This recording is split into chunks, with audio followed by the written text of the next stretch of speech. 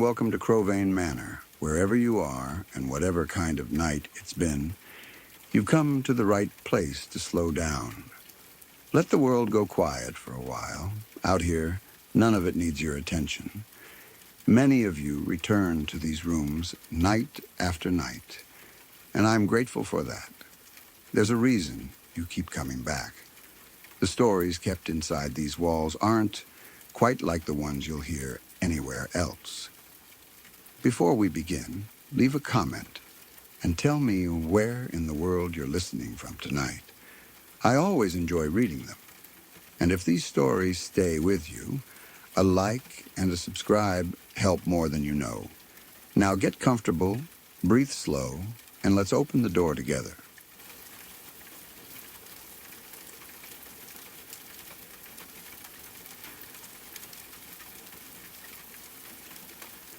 About a year ago, I was traveling for work, and the company I worked for put me up in a 5-star hotel.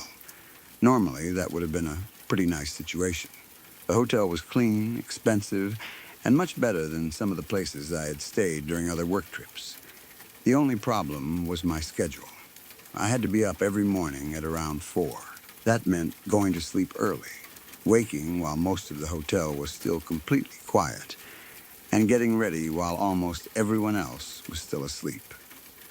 My first morning there, my alarm went off sometime before 4.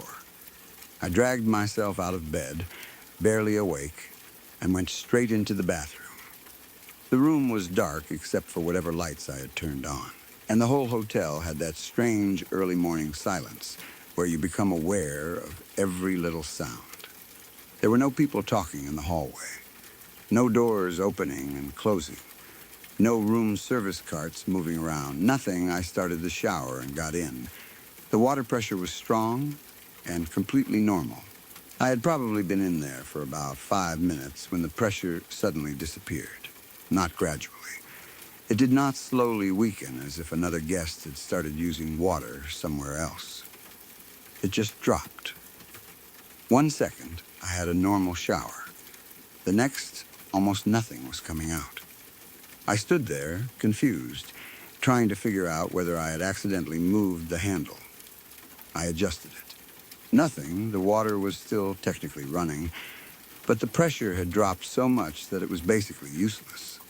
That was annoying, but not frightening. Hotels have plumbing problems. Someone could have been doing maintenance. A valve somewhere in the building might have closed. Maybe 20 people had suddenly decided to shower at 4 in the morning for some reason. I did not know. I was mainly irritated because I had to get ready for work.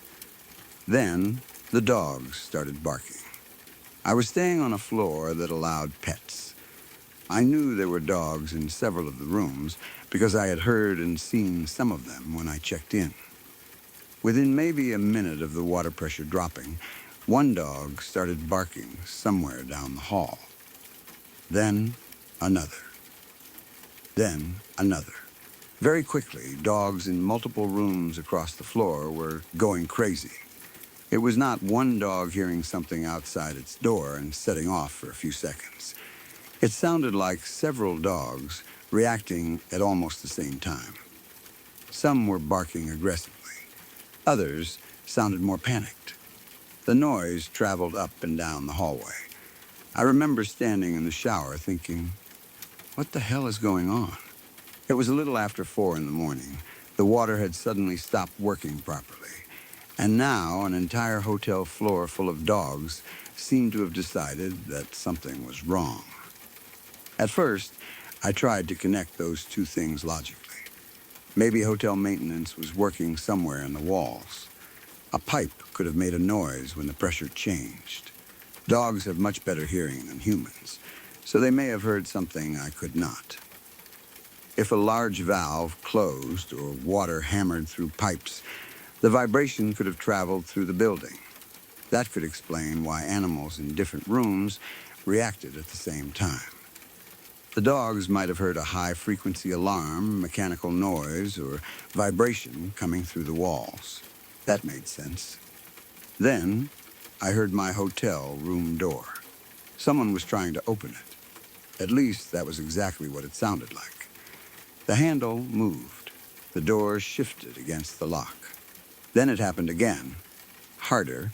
Whoever was outside did not seem to be casually checking the room number and realizing they had the wrong door. It sounded like someone was trying to force their way inside. The best way I can describe it is that the person seemed convinced there was something incredibly important inside my room. Like that door was the only thing separating them from some massive fortune. The handle moved again. The door shook. I froze. The shower was still barely running behind me. Dogs were barking throughout the floor. And now someone was trying to get into my room at 4 in the morning. That was the point where the situation stopped being strange and became genuinely frightening. I shut off what little water was coming from the shower and stepped out. I grabbed a towel and wrapped it around my waist. I did not have time to get dressed. My first thought was that someone had the wrong room. Hotels can be confusing, especially late at night or early in the morning. A drunk guest could easily get off the elevator on the wrong floor, walk to what they thought was their room, and repeatedly try a key card that did not work. That happens. Maybe someone had been drinking all night, returned at 4 in the morning, and could not understand why their key would not open the door. But this sounded more aggressive than someone simply tapping a key card against the reader. I could hear pressure against the door. It sounded as if someone were pulling or pushing it. I stood there listening. The dogs continued barking. I moved toward the door. I was trying to be quiet because I did not want whoever was outside to hear me moving around. The whole time I was thinking about whether I should call the front desk or grab something I could use to defend myself. I had no idea who was out there. Maybe a drunk person. Maybe hotel staff. Maybe someone trying to enter the wrong room. Maybe someone who actually wanted to get inside mine. I reached the door and looked through the peephole. There was nobody there. The hallway appeared empty. I kept looking. Nothing moved past the peephole. No person standing off to the side. No housekeeper, no security guard, no drunk guests staring at a key card. Nothing. The hallway looked completely normal. That scared me more than seeing someone would have. If I had seen a confused guest, the whole thing would have been solved immediately. If a staff member were there, I could ask what was happening. Even seeing a suspicious stranger would at least tell me what I was dealing with. Instead, there was nobody. I waited at the door. I did not open it. There was absolutely no chance I was opening the door just to investigate. The dogs were still barking. Then, one by one, they began to stop. It did not happen all at once. A few dogs became quiet. Then another. Then another. The barking slowly faded down the hall until the entire floor became silent again. That was one of the strangest parts. It was almost as if whatever had upset them had moved through the hallway and then left. Of course, there is a simpler explanation. Dogs often set each other off. One dog hears a strange sound and barks.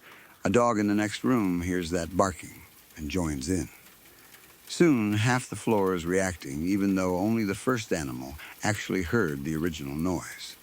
Then, once the first dog calms down, the others gradually stop. That could easily create the exact pattern I heard. Still, standing at my hotel door at 4 in the morning, it felt like the whole floor had been reacting to the same presence. I remained by the peephole for a little while. The hallway stayed empty. No door opened. No footsteps passed. I did not hear anyone running away. Eventually, I moved back toward the bathroom. The room was still quiet. I turned the shower back on. The water pressure had returned. Completely normal. Just like that. There was no slow recovery, no sputtering, no weird color in the water. The shower worked as if nothing had happened. I stood there staring at it. A few minutes earlier, the water pressure had disappeared. The dogs had started barking. Something had tried to force open my door.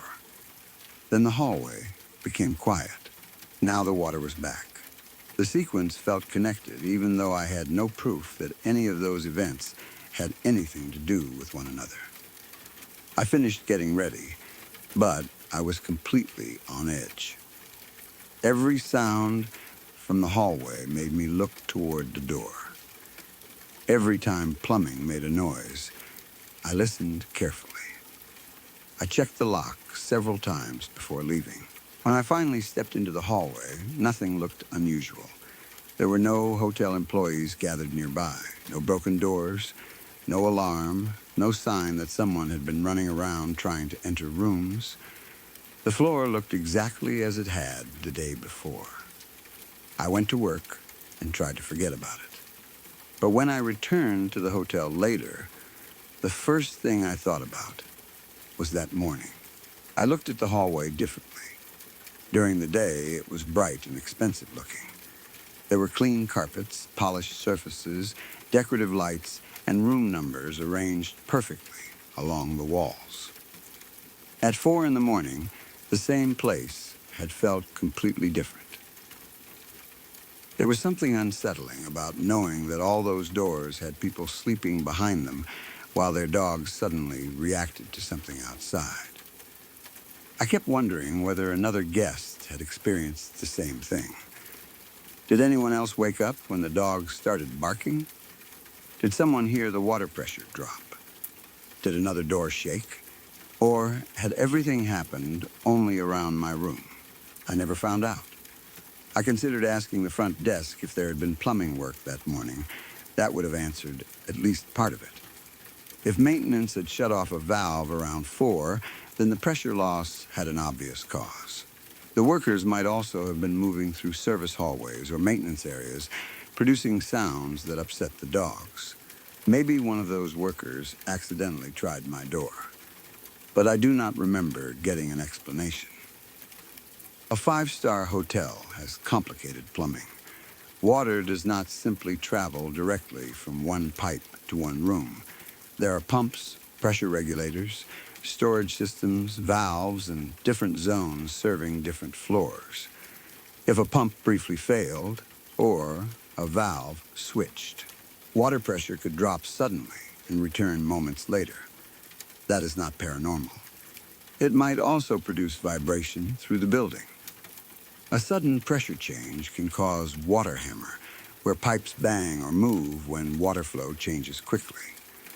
Dogs might hear those vibrations through walls and floors much more clearly than people. If that is what happened, the entire event could have begun with one mechanical problem. The pressure drops. Pipes vibrate. Dogs throughout the floor react. Then the system stabilizes. That explains 2 parts of the experience. The door is harder. One possibility is that pressure changes inside the building physically moved it. Large hotels have ventilation systems that maintain different air pressures between hallways, rooms, stairwells, and service areas. When air handling equipment changes operation, a door that is not perfectly balanced can move against the latch. If the pressure difference becomes strong enough, it may pull or push on the door repeatedly. That could sound like someone trying to open it. The handle itself would be harder to explain, though. My memory is that the door was not simply vibrating. It sounded like someone was actively working it. Still, a hotel door has several mechanical parts. A heavy door closer can pull against the frame. The latch can shift. Changes in hallway pressure can make the door move back and forth slightly. From inside a quiet room, especially while already confused by barking dogs and lost water pressure, those movements could sound intentional. There is also the possibility that hotel staff had actually tried to enter. Housekeeping would normally not come at 4 in the morning, but maintenance or security could. Maybe there was a plumbing issue affecting my room, and someone was checking nearby rooms. A worker might have tried a master key, discovered the door was latched from inside, and moved on before I reached the peephole. That would explain the timing perfectly. The water pressure drops because of a maintenance problem. A hotel employee comes to inspect rooms. Dogs bark because someone is walking through the hallway. The employee tries my door. I get out of the shower. By the time I reach the peephole, they have already walked away. The dogs gradually settle as the employee moves down the floor. Water pressure returns when maintenance finishes. That is probably one of the strongest explanations. The only issue is speed. I went to the door quickly. I was already alarmed and listening carefully. I did not hear footsteps moving away. I did not hear another door open. The hallway was long enough that I should have seen someone unless they had entered a stairwell or room close by. Maybe they did. Hotels often have service doors that blend into the walls. An employee could disappear into one in a few seconds. Someone might also have been standing outside the narrow field of view of the peephole. Peepholes do not show every inch of the hallway. A person close to the wall beside the door can be nearly invisible. That thought was not comforting. If someone had intentionally tried to enter my room and then stood beside the wall when they heard me approach, I would not necessarily see them. That possibility is one reason I never opened the door. Another explanation is simply a drunk or confused guest. Someone may have tried the wrong room, realized their mistake, and left. Their footsteps might have been hidden beneath the barking dogs. By the time I reached the peephole, they had reached the elevator or turned a corner. The whole encounter may have lasted much longer in my memory than it actually did. Fear changes time. 10 seconds can feel like a minute. I may have taken longer to get out of the shower, grab a towel, and approach the door than I think. A person could cover a lot of hallway in that time. That would make the empty peephole completely ordinary. The dogs may also have been reacting to that same person. If someone was wandering the hall, pulling hard on doors, dogs inside multiple rooms would hear them. A nervous dog barks. Then other dogs join. The person leaves. The dogs calm down. Again, no paranormal explanation needed. What made the whole thing feel wrong was the way the events overlapped. If the water pressure had dropped by itself, I would have complained and forgotten it. If the dogs had started barking randomly, I would have assumed one animal set off the others. If someone had tried the wrong hotel room at 4 in the morning, that would be unsettling but understandable. All three happening together created a different feeling. The water stopped. The animals reacted. Then something came to my door. That sequence makes the mind look for one cause. Maybe there really was one. A maintenance issue could explain all three. Perhaps a worker shut down part of the plumbing system and moved through the pet floor checking rooms. The dogs heard them. The worker tried my door. The plumbing was restored. Simple. But if that was what happened, I would expect hotel staff to knock or announce themselves. Maintenance does not usually silently try to force a guest room door at 4 in the morning. A worker would call out, maintenance, or contact the room first. Hotel staff also generally know which rooms are occupied. Trying to open one while a guest is inside showering would be unusual, unless there was an emergency. Maybe the pressure loss indicated a burst pipe. If the hotel believed water was leaking inside one of the rooms, staff might move quickly without waiting. But there was no visible emergency afterward. No one contacted me. No workers were in the hallway when I left. The hotel operated normally. Another possibility is that the sound at the door did not come from my door at all. Hotels are strange acoustic environments. Doors and walls repeat down a corridor. A person trying to open the room next door can sound as if they are directly outside yours. Heavy fire-rated hotel doors create deep noises that transmit through the structure. If someone struggled with another door nearby, I may have mislocated the sound. The barking dogs would make direction even harder to judge. I was inside a shower with hard bathroom surfaces reflecting noise. When I got out, I had already decided the sound belonged to my door. Maybe it never did. That is a very reasonable explanation. Bathrooms especially distort sound. Tiles, mirrors, and glass create echoes. A door handle moving 2 rooms away can seem much closer than it is. The fact that I did not see anyone outside would make sense if the person was actually farther down the hall. Maybe the dogs were barking at that person. I heard the noise and assumed my own door was being attacked. By the time I reached the peephole, the guests had entered their room. The floor quieted. That explanation would remove the most frightening part completely. Still, I remember the physical quality of the sound. It seemed connected to the door itself. I thought I heard it move against the lock, but memory after fear is not perfect. What I interpreted as the door shaking may have been sound transmitted through the wall. There is also the possibility of an attempted break-in. Hotels, even expensive ones, are not immune to crime. Someone could have been checking doors, looking for one left unlocked. They might have chosen an early hour because guests were asleep. Perhaps they tried my handle harder when it did not open. The dogs detected the stranger moving from room to room and began barking. Once the person realized the floor was full of alert animals, they left. That would explain why I saw no one and why the dogs gradually quieted. If that was the case, I was lucky the door was locked. But again, I saw no evidence. Nothing was stolen. No one from hotel security contacted me. I did not hear about other guests having problems.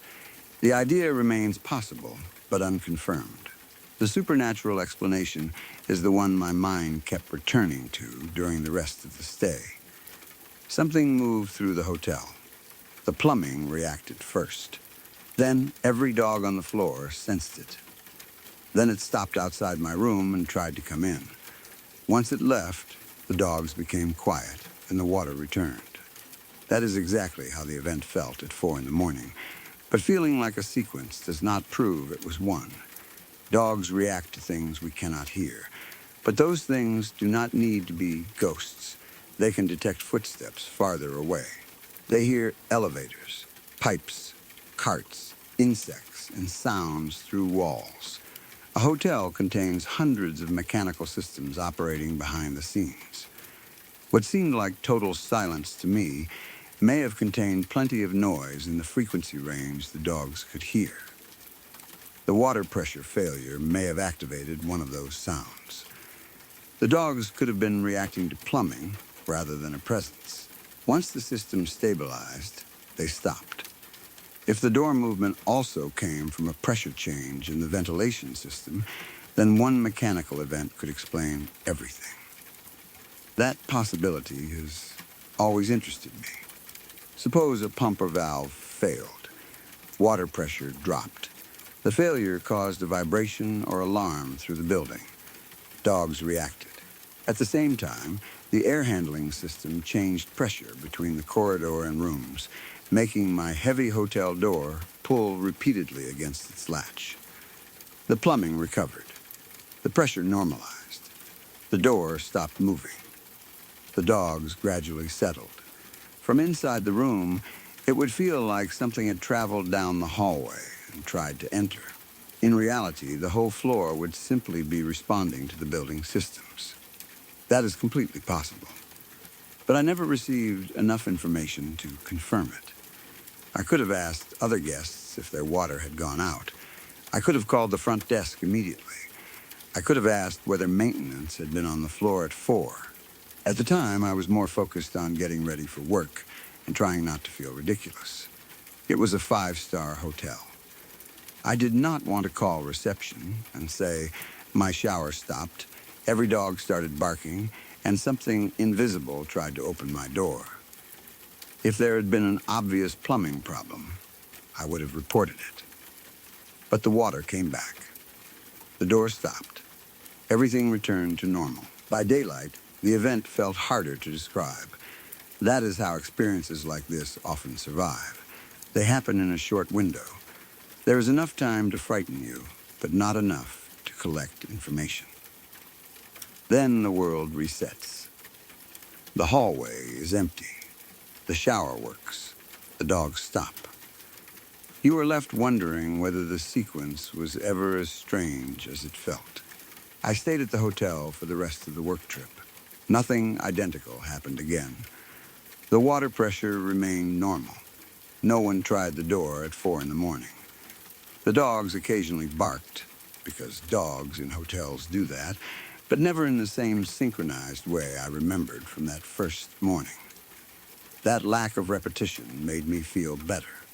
It also suggests that whatever happened had an ordinary temporary cause.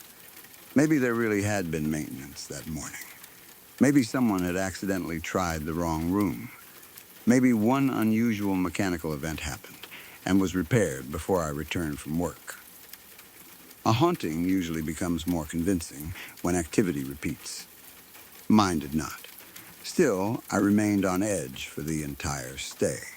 Every morning when I woke at 4, I listened before getting out of bed. I noticed the silence. I listened for barking. When I started the shower, I paid attention to the pressure. If it changed even slightly, my stomach tightened. I checked the door lock more often than normal. At night, before going to sleep, I looked through the peephole. Nothing happened. The hallway remained ordinary. But the first morning had changed how I experienced the hotel. A luxury room is supposed to feel secure. Heavy door, electronic lock, professional staff, security cameras, people working downstairs all night. That should make you feel safer than being alone in a house. Instead, for a few minutes at 4 in the morning, I felt completely isolated. The bathroom, fan, and shower had covered many of the normal sounds. I was wearing only a towel. Someone seemed to be trying to get through the door. And when I finally looked outside, there was nobody there. The dogs are still the detail that makes me question the simplest explanations.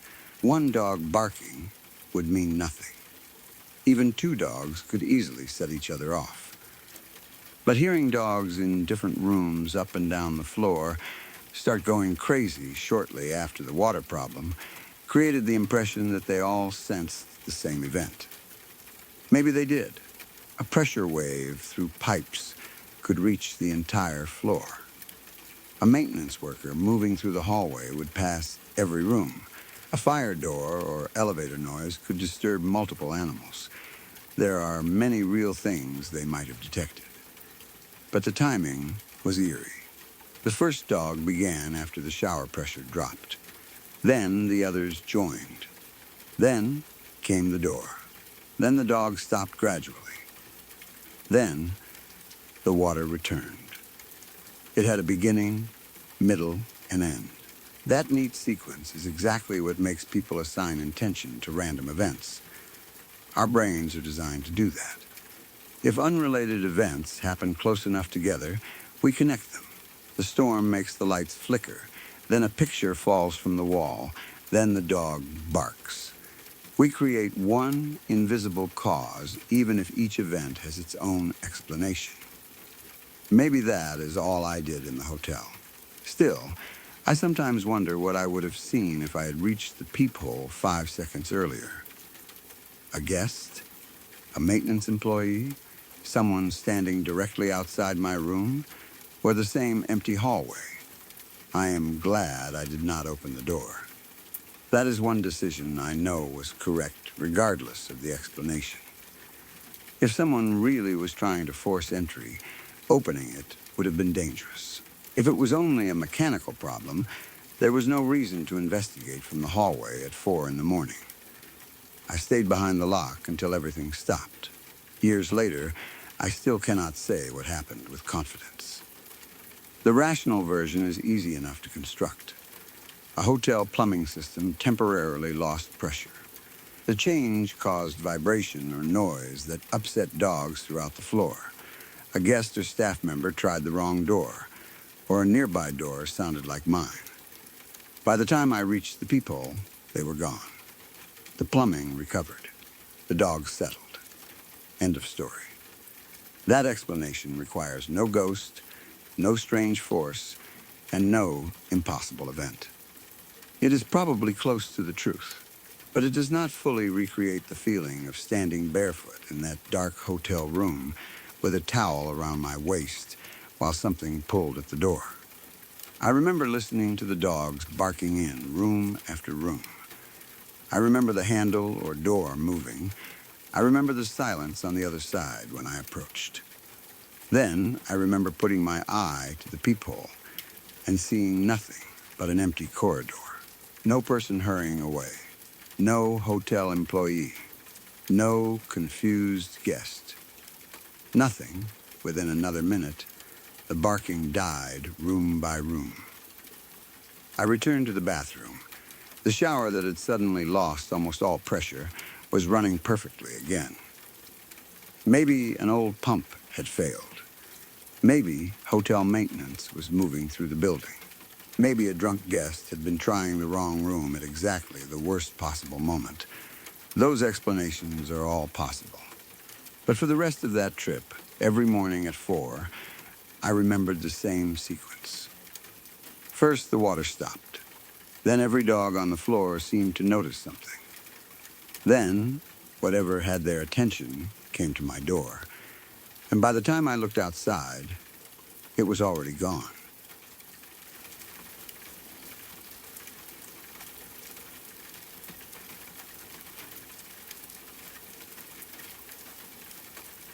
When I was in 7th grade, I stayed overnight at my father's house. My dad and I had always had very different attitudes toward paranormal things. He was a big believer. Ghosts, spirits, strange energy in houses, unexplained noises, all of that was something he took seriously. If someone told him they had seen something they could not explain, he was usually willing to listen. I was the opposite. I did not completely rule everything out, but I was skeptical. I usually assumed there was a normal explanation, even if we had not figured it out yet. That night, neither of us was expecting anything unusual. My father had laid a mattress on the floor beside his bed for me to sleep on. We put on a movie and watched it until both of us eventually passed out. It was simple. No ghost stories. No trying to scare each other. No investigation. Just a normal night at my dad's place. Sometime around 3 in the morning, I suddenly woke up. I do not mean I slowly became aware that I was awake. I woke violently. 1 second I was asleep, and the next I was completely alert. Something had startled me, but I had no idea what. There had been no obvious bang. No one had called my name. I did not remember having a nightmare.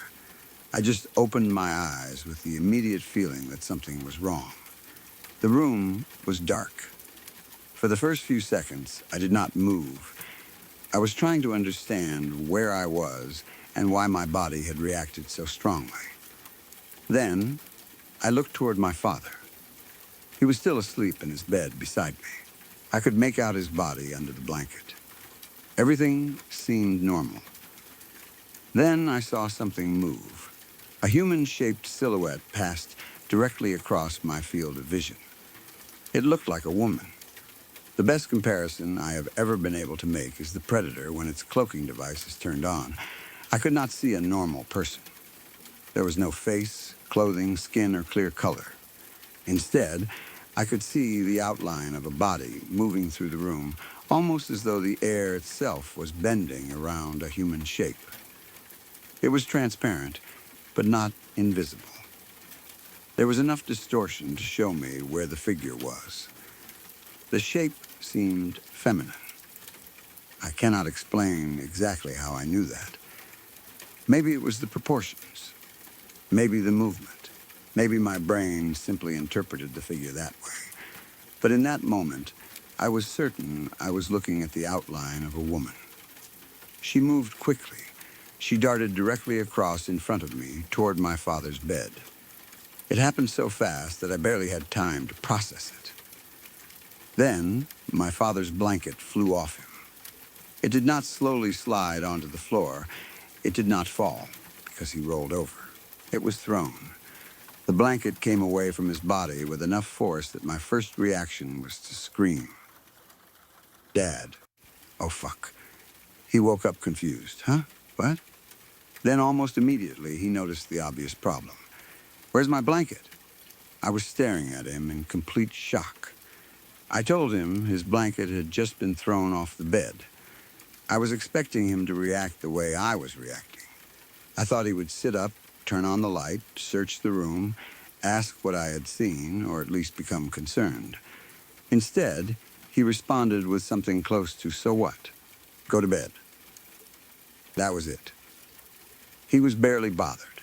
He acted almost as if having his blanket ripped off in the middle of the night was only a minor inconvenience. He went back to sleep. I absolutely did not. I pulled my own blankets around myself and stayed there for what felt like forever. I did not want to look into the room. I did not want to see the woman's shaped outline again. I did not want anything to know I was awake. At that age, hiding beneath a blanket still provided a certain irrational feeling of protection. Logically, I knew a thin piece of fabric would not stop anything capable of throwing a blanket off a grown man. I did not care. I wanted something between me and the darkness. For a long time, I listened. Nothing else happened. No footsteps, no voice, no second movement. My father went back to sleep as though the event had never happened. I stayed awake, replaying the few seconds over and over. I kept trying to decide whether I had really seen the figure. That part could have been a sleep-related hallucination. I had just woken abruptly at around 3 in the morning. When someone wakes suddenly, especially from deep sleep, the brain does not always transition cleanly from dreaming to waking. Images from a dream can remain visible in the real room for a few seconds. People sometimes see figures beside their beds, shapes in doorways, animals, faces, or shadows moving around them. These experiences can look completely real. The person can have their eyes open and believe they are fully awake. If that was what happened to me, the transparent woman could have been created by my brain. That explanation makes sense.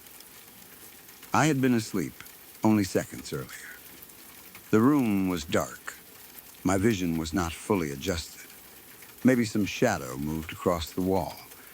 Perhaps headlights from outside passed through a window. My half-awake mind turned the shifting light into the shape of a woman. The predator-like appearance could have come from the fact that I was not actually seeing a solid figure. I was seeing distortion, darkness, or a visual afterimage, and interpreting it as a body. That is possible. The blanket is what makes the memory harder for me. My father woke up without it. He immediately asked where it was. That was not something I imagined completely on my own. At least part of the event was physical. His blanket really had moved off the bed. There are ordinary explanations for that, too. My father may have kicked it off while sleeping. People move a lot during the night without remembering it. A strong movement of the legs can send a blanket surprisingly far.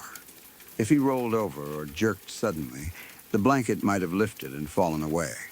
I could have awakened because of that movement. My brain, still half dreaming, then created the image of a cloaked woman at exactly the same moment. The sequence might actually have been reversed from how I remember it. Maybe my father moved first. The blanket flew. The motion woke me. Then, during the instant between sleep and full awareness, I saw a human-shaped hallucination. My memory connected the two and made it seem as though the figure had caused the blanket to move. That is a very reasonable explanation. Memory around waking can be unreliable. Events that happen within a second or two can be reordered. The brain creates a narrative from fragments. A moving blanket, a shadow, a sudden fear response. Later, I remember a woman crossing the room and throwing the blanket.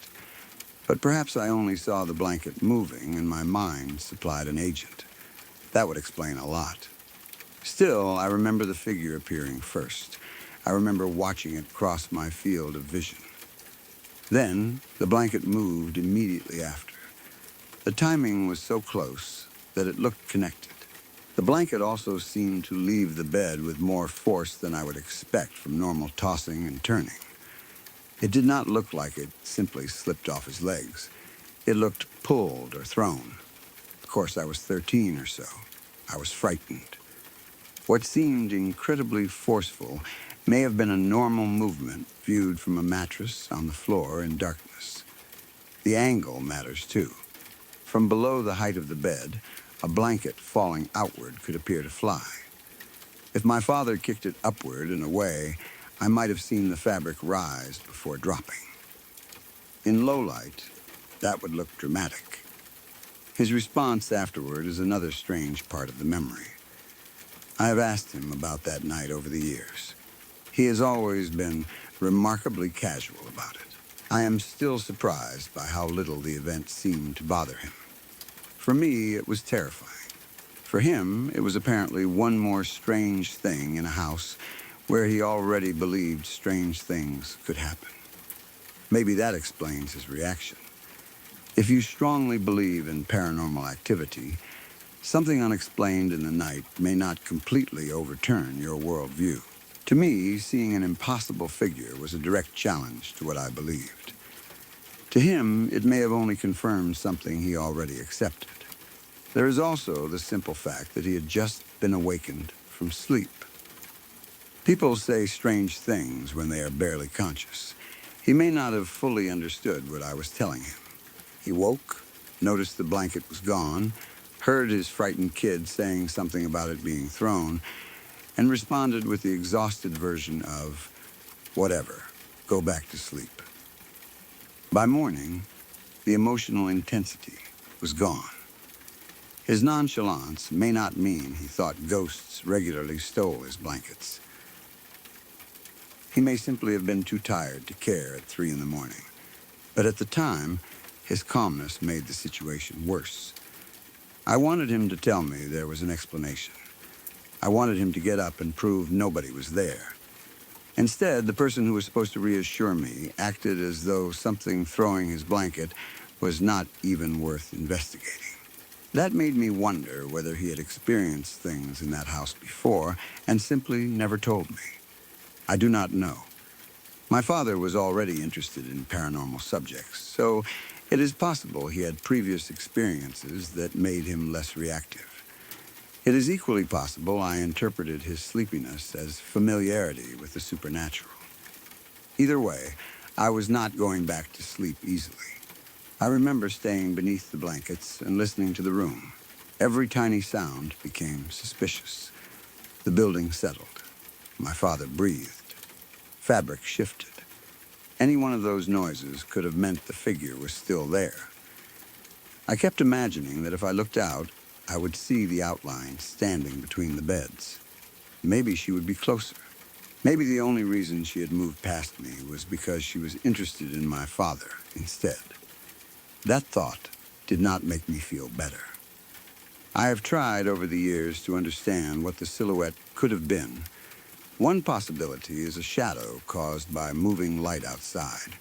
A car passing the house could cast a distorted human-looking shape through curtains or blinds. Tree branches moving outside could combine with that light and produce a figure that seemed to move across the room. Because the light would pass over objects at different depths, the shape could look transparent or distorted, similar to something cloaked. The movement might also line up with the blanket falling purely by coincidence. At 3 in the morning, a passing vehicle is possible, but I do not remember seeing obvious headlights sweep through the room.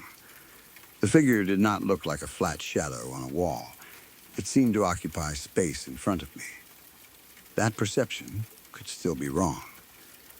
In darkness, depth is difficult to judge. A shadow on a wall can seem like a person standing in the room, if the brain expects a three-dimensional object. Another possibility is that I saw visual noise caused by my eyes adjusting.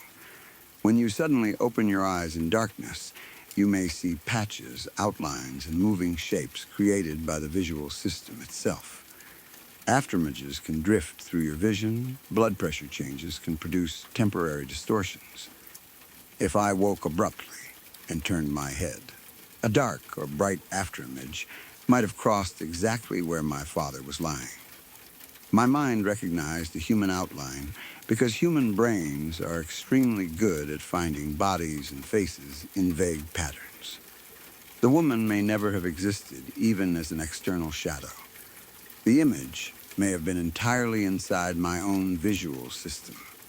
Again, that would not explain why the blanket moved at the same time unless coincidence connected them. But coincidence is not impossible. My father may have shifted in his sleep just as I was seeing the afterimage. The two events happened together and became permanently linked in my memory. There is also a phenomenon where someone waking from sleep feels or sees another presence nearby. This can happen with sleep paralysis, although I do not remember being unable to move. I could speak. I could scream. So it was not a classic case of paralysis.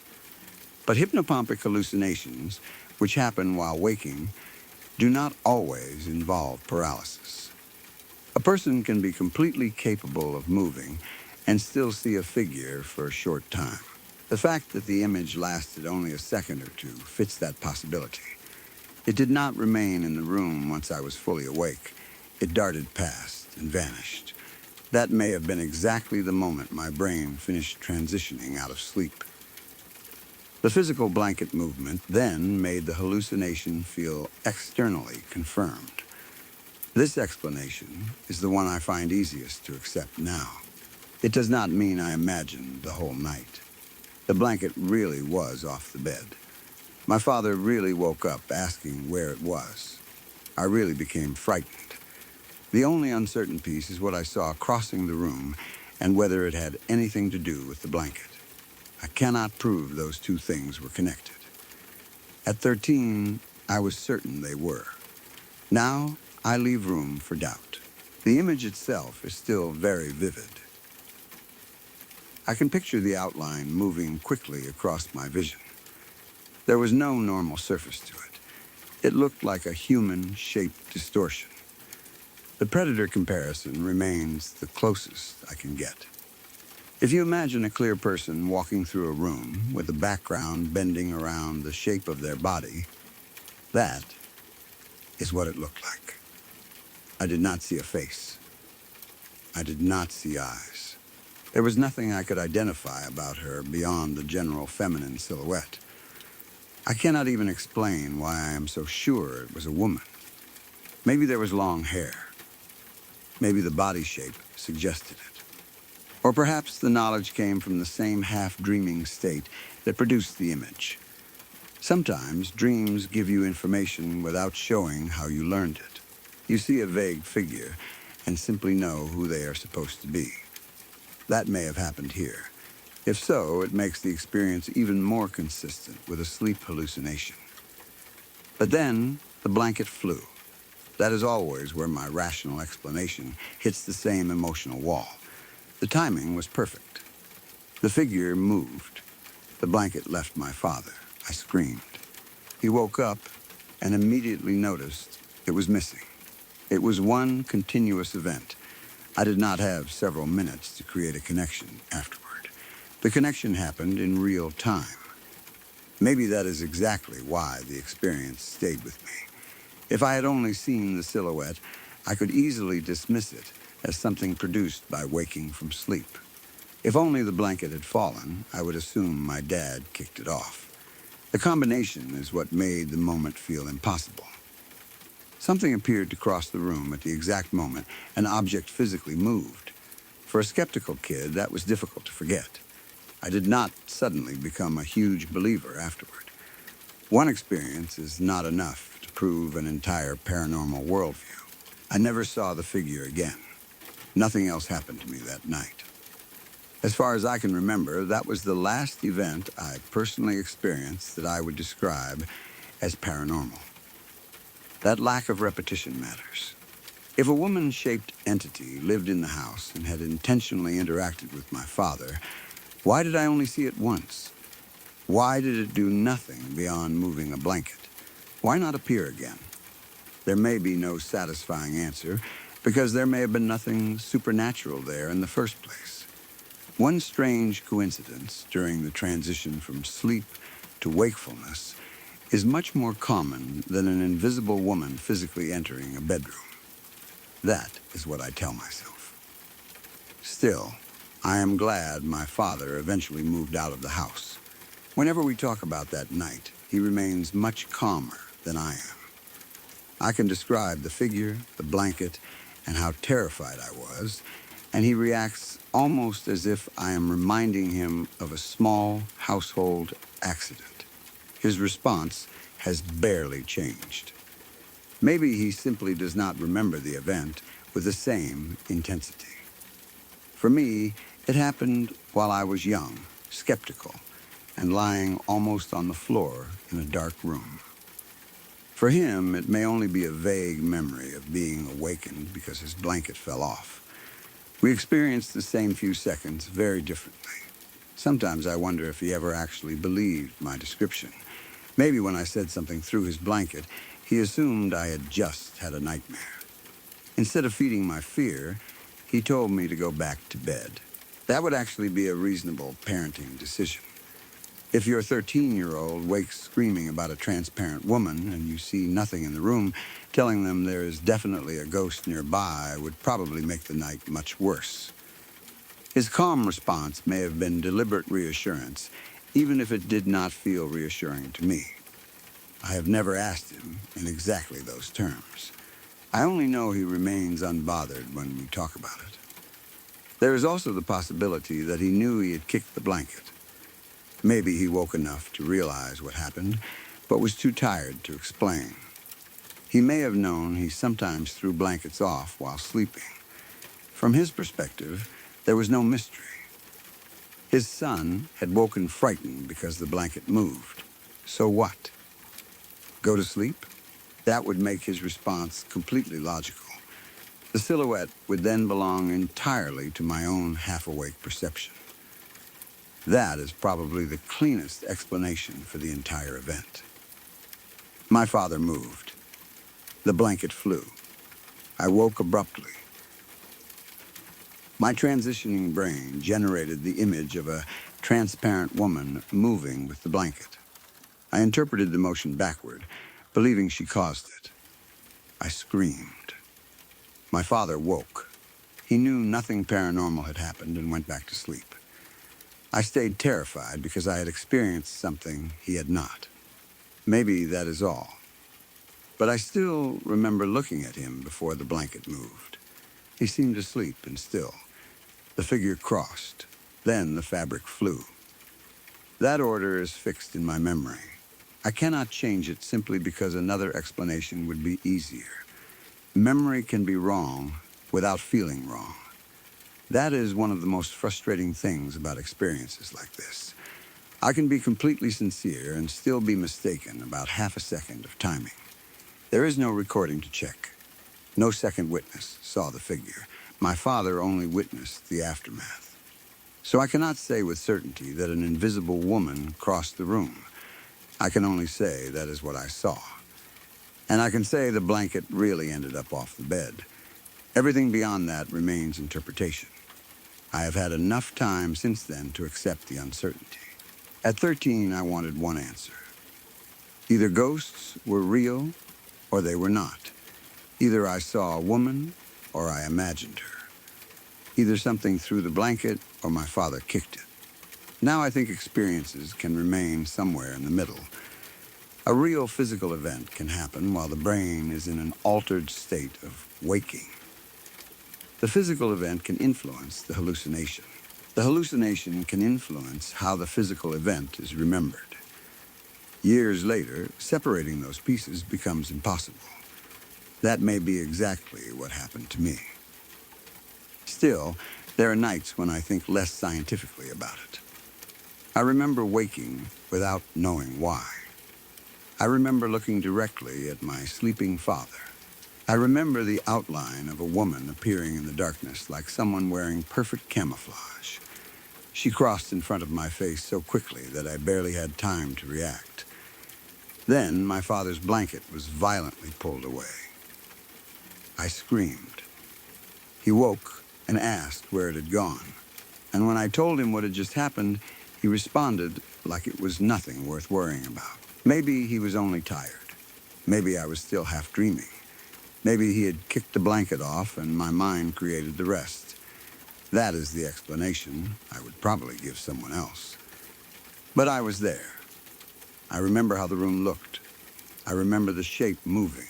And more than anything, I remember how impossible it felt that my father could simply roll over and go back to sleep while I stayed hidden beneath my blanket.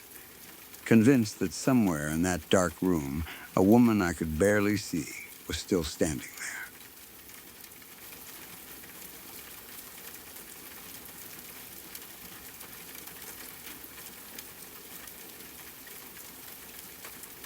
I grew up in an old farmhouse that was more than 100 years old and had been one of the first houses built in our town. The house had changed a lot over the years. The oldest part was relatively small, and later additions had been built onto it by the original owner's son after he grew up. Because of that, some rooms felt newer than others. My bedroom was one of the original rooms. I did not think much about that when I was younger. It was simply my room.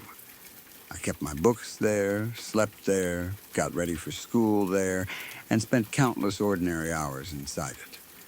But every once in a while, something small would happen that felt slightly off. Nothing dramatic. A book would be somewhere I did not remember putting it. The light inside my closet would be on, even though I was fairly sure I had turned it off.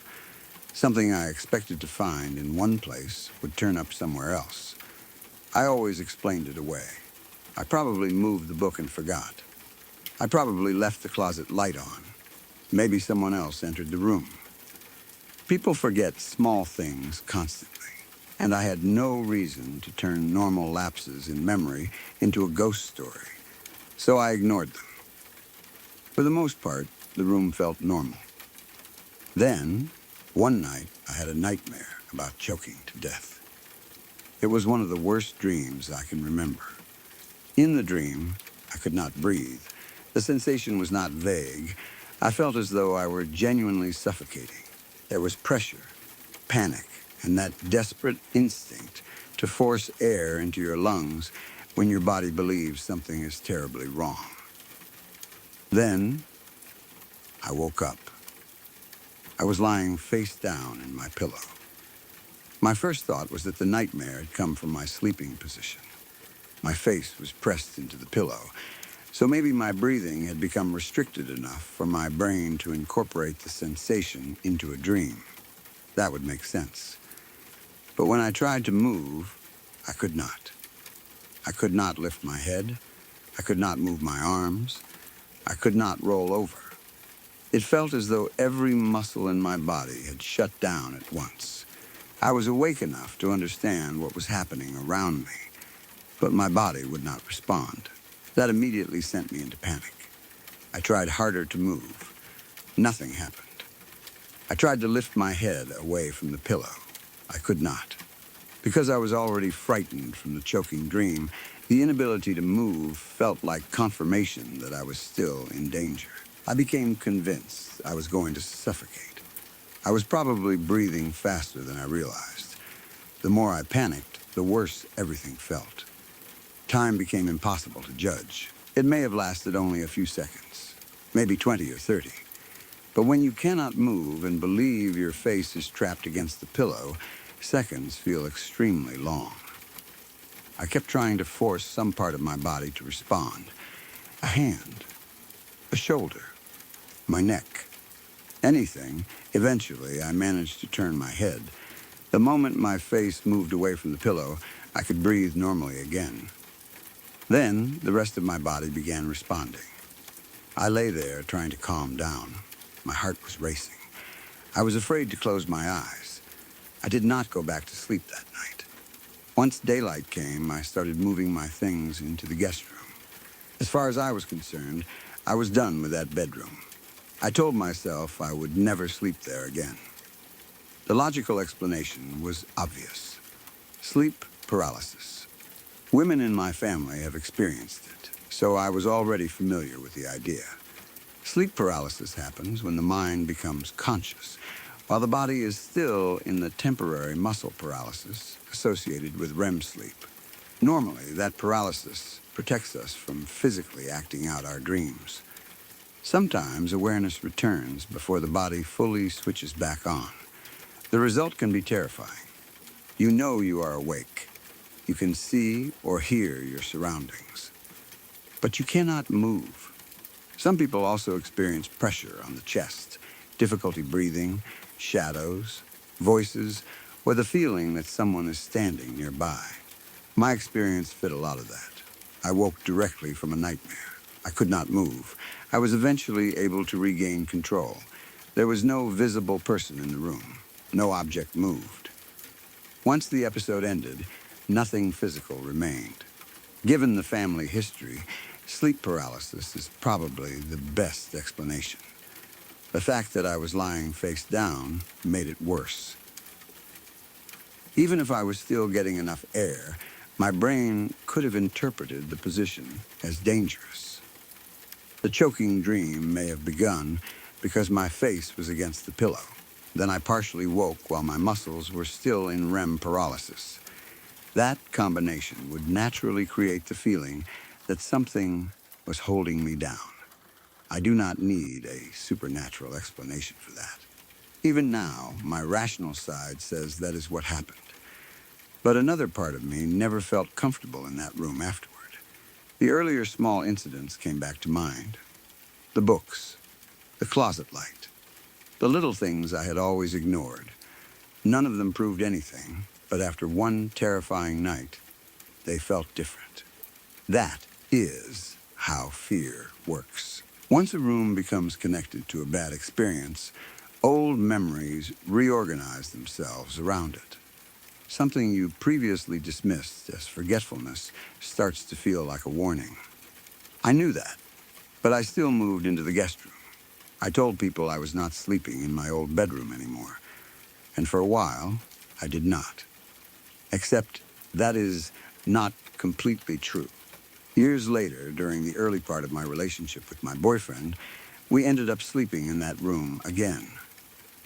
The room I normally used at the time had a large hole in the roof that was being repaired, so we needed somewhere else to sleep. The old bedroom was available.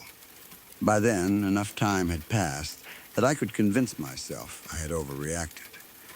I had probably experienced sleep paralysis. That was all. So my boyfriend and I slept in the old room. Nothing happened to me. I am a very heavy sleeper, and once I am asleep, it takes a lot to wake me.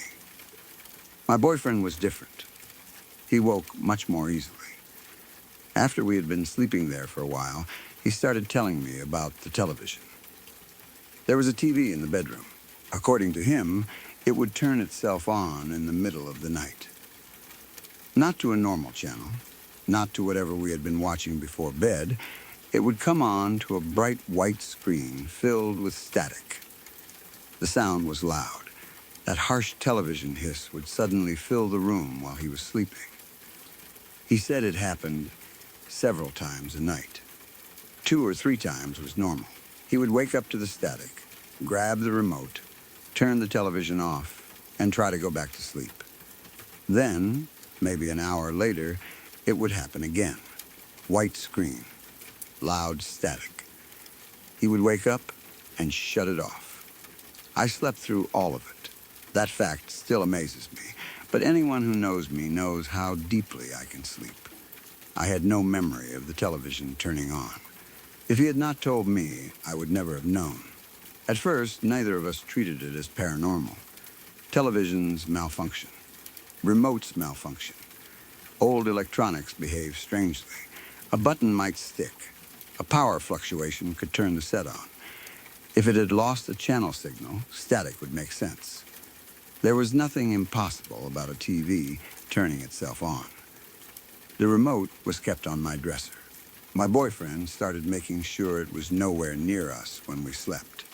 He did not want to accidentally roll onto it or press a button. The TV still turned on. He began placing the remote even farther away. Same thing. Then he started unplugging the television before bed. That should have ended it. A television without electrical power should not be able to turn on. According to him, it still happened. He would wake to the same bright white screen and loud static even after he believed he had unplugged it before going to sleep. That was the detail that changed the entire story for him. If the television had only turned itself on while plugged in, I would blame the electronics. A faulty power switch. Electrical surges. A remote operating on the same frequency as another device. Some automatic timer. Anything. But if it truly had no connection to power, then the normal explanations become much harder. I say if because I was asleep. I did not personally see him unplug it and then watch the television turn itself back on. I only know what he remembers. It is possible he thought he had unplugged it and had not. Maybe he unplugged a different cord. Maybe the plug was connected through an extension or power strip in a way that caused confusion. Perhaps he unplugged another device beside it. In a dark bedroom, while tired and irritated, mistakes happen. He could also have plugged it back in during the night without remembering. That sounds unlikely, but sleep can produce strange behavior. People turn off alarms, move objects, speak, walk, and perform simple tasks without forming lasting memories. There may have been nights when the television was plugged in, even though he sincerely remembered disconnecting it. Another possibility is that he was experiencing false awakenings or dreams involving the TV. If it had actually turned on by itself several nights in a row, his brain may have started expecting it. He might dream about waking to static even after unplugging it. The dream would feel identical to the earlier real incidents. Then, in the morning, he would remember another occurrence. That could explain how an unplugged television seemed to operate. The first events might have been a real electronic malfunction. The later ones may have become part of his sleep. Again, I was asleep, so I cannot confirm which incidents were physical. But he was completely convinced. He became so frustrated that unplugging the television became part of his bedtime routine. He did not find the situation entertaining. It was disturbing his sleep. I started thinking about my own experience in the room again. My episode had involved waking from a nightmare, unable to move. His involved waking repeatedly to a television showing only static. Both happened in the same original room of a very old house.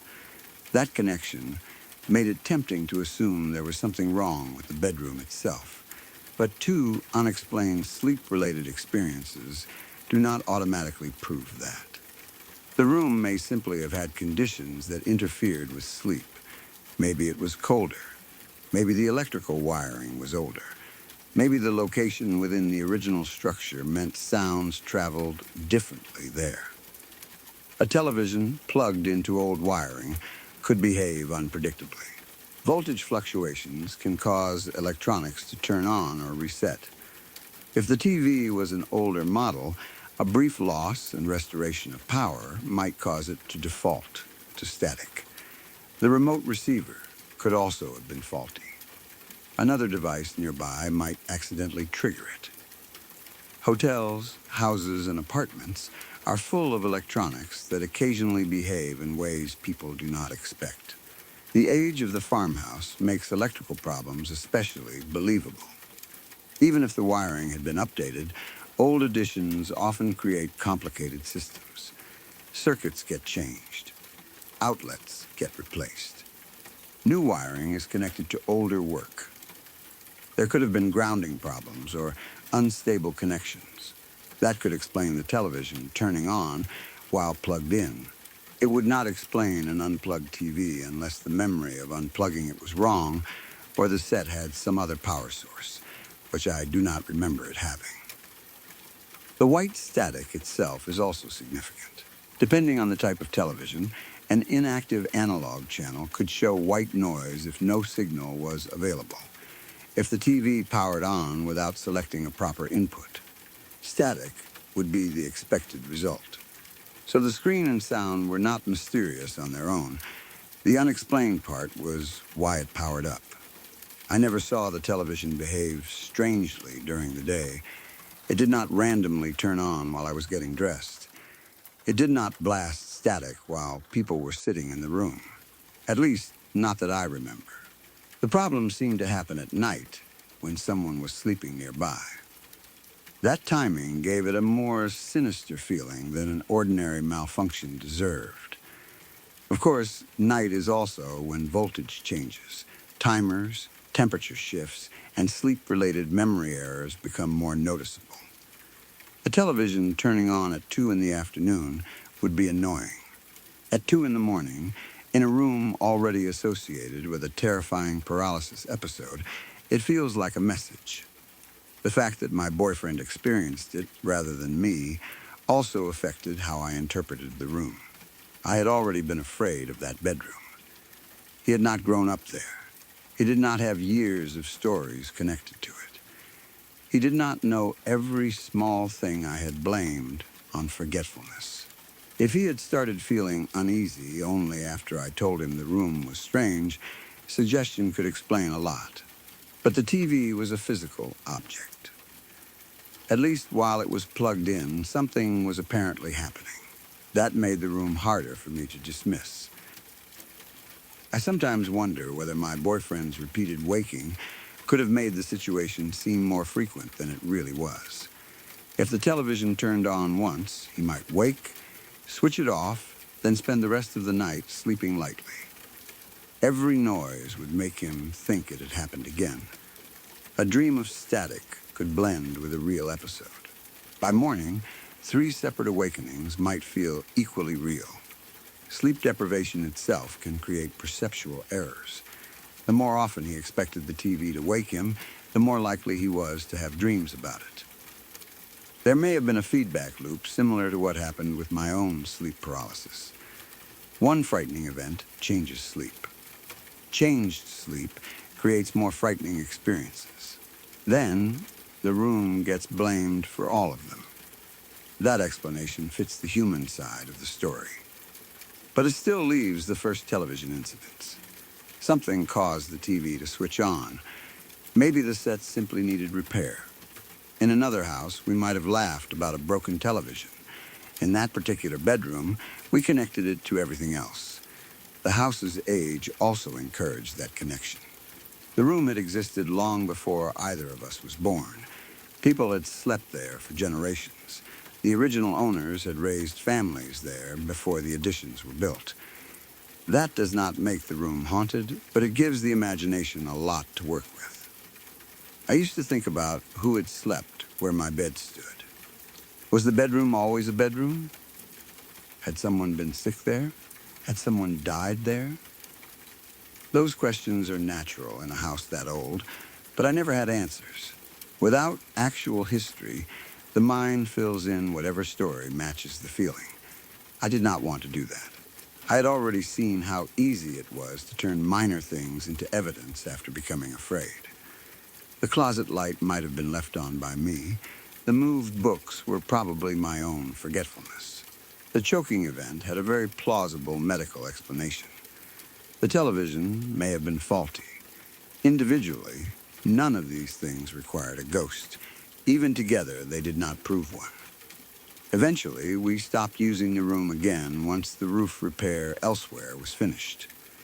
I returned to the newer room. My boyfriend no longer had to deal with the television. Life continued. The old bedroom remained part of the house, but I never again felt comfortable sleeping there.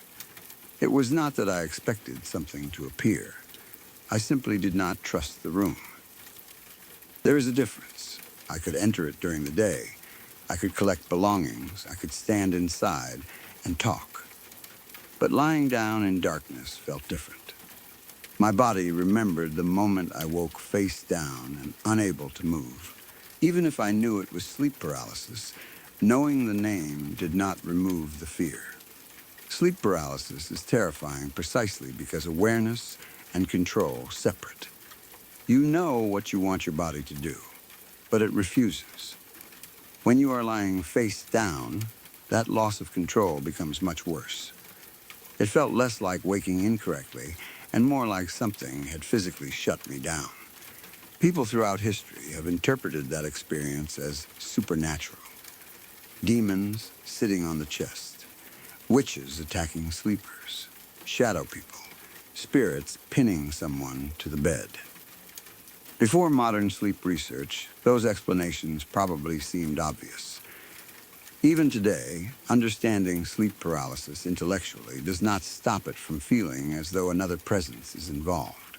My experience did not include a visible figure, which is one reason I lean strongly toward the sleep explanation. I did not see someone sitting on me. I did not hear a voice. I was simply trapped in my own body after a choking dream. That fits biology very well. But when I add the room's other oddities, the confidence becomes less comfortable. That is probably psychological rather than paranormal. Patterns are persuasive. One unexplained thing is an accident. Several become a story. The TV is the piece I cannot personally verify. My boyfriend remembers it clearly. He insists he unplugged the television and it still came on later. If that happened exactly as remembered, I have no ordinary explanation. An unplugged television should not display a bright white screen and produce loud static. It would need power from somewhere. Unless the model had an internal battery, which I do not remember, it should have been dead. Maybe he was mistaken. Maybe the outlet setup was different than either of us remembers. Maybe the incident occurred in a dream. Those are more likely than a supernatural television. But I cannot tell him he did not experience what he remembers. That would be no different from someone telling me I was wrong about my own paralysis. The best I can do is separate the facts from the interpretation. I had a terrifying episode in the old bedroom where I woke face down, unable to move, after dreaming that I was choking. My family has a history of sleep paralysis. That provides a strong explanation. Later, my boyfriend repeatedly woke to the television turning itself on to loud static. He eventually tried unplugging it and says the behavior continued. I did not witness those incidents because I slept through them. Those are the parts I know. Everything else is speculation. Maybe the room was haunted. Maybe old wiring and disturbed sleep created a perfect combination of strange experiences. Maybe once I became afraid of the room, every unusual event gained more meaning than it deserved. I am comfortable admitting that. Still, I never slept peacefully there again. I think the room changed for me on the night I woke from that choking dream. Before that, the small oddities were easy to dismiss. Afterward, they became part of a place I no longer trusted. Moving into the guest room was probably an emotional response rather than a rational necessity. But it worked. I slept better somewhere else. Sometimes that is enough. You do not need to prove a room is haunted before deciding you would rather sleep somewhere that does not scare you. I have wondered whether the original construction had anything to do with how the room felt. The newer additions may have had better insulation, wiring, airflow, and flooring. The old section could have been noisier or colder. Small environmental differences can affect sleep without someone realizing why. A low-frequency vibration from plumbing or heating can create unease. Temperature changes can wake people. Poor ventilation can make a room uncomfortable.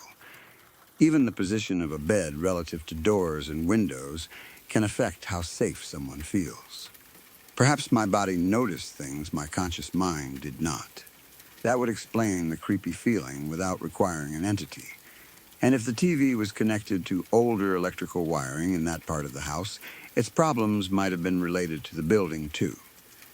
The paranormal explanation is certainly more dramatic. Something had been in that original room for generations. It moved small objects. It turned lights on. It attacked me while I slept. Later, it used the television to wake my boyfriend night after night. When unplugging the TV did not stop it, that proved the source was not electrical. That version creates a clean story. But clean stories are often suspicious.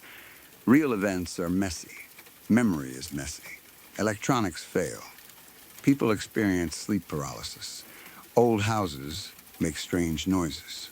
The simplest answer is probably a combination of ordinary things that became connected because they happened in the same room.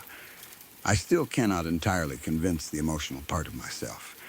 If I stand in a dark room and remember what happened, logic feels far away. I remember waking with my face pressed into the pillow. I remember trying to lift my head and finding that my body would not move. I remember the panic of believing I might actually suffocate. Then, I remember deciding at sunrise that I would never sleep there again.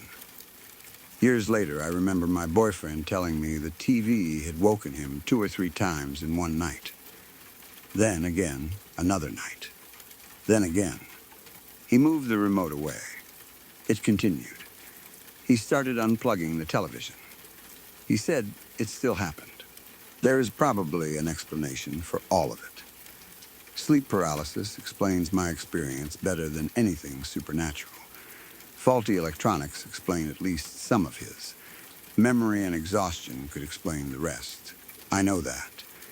But I also know there was one room in that 100-year-old farmhouse that I eventually stopped trying to understand. The little things had always been easy to laugh off. A book somewhere strange. A closet light I must have forgotten. A television malfunction. A nightmare. Each one could be explained.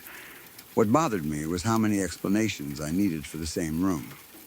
So I moved out of it. And when my boyfriend eventually told me that even pulling the television's plug from the wall did not stop the static from waking him in the middle of the night, I stopped feeling guilty about never wanting to sleep there again.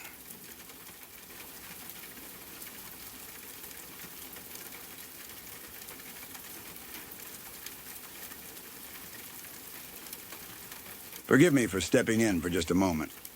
If you've only recently found your way here, then welcome.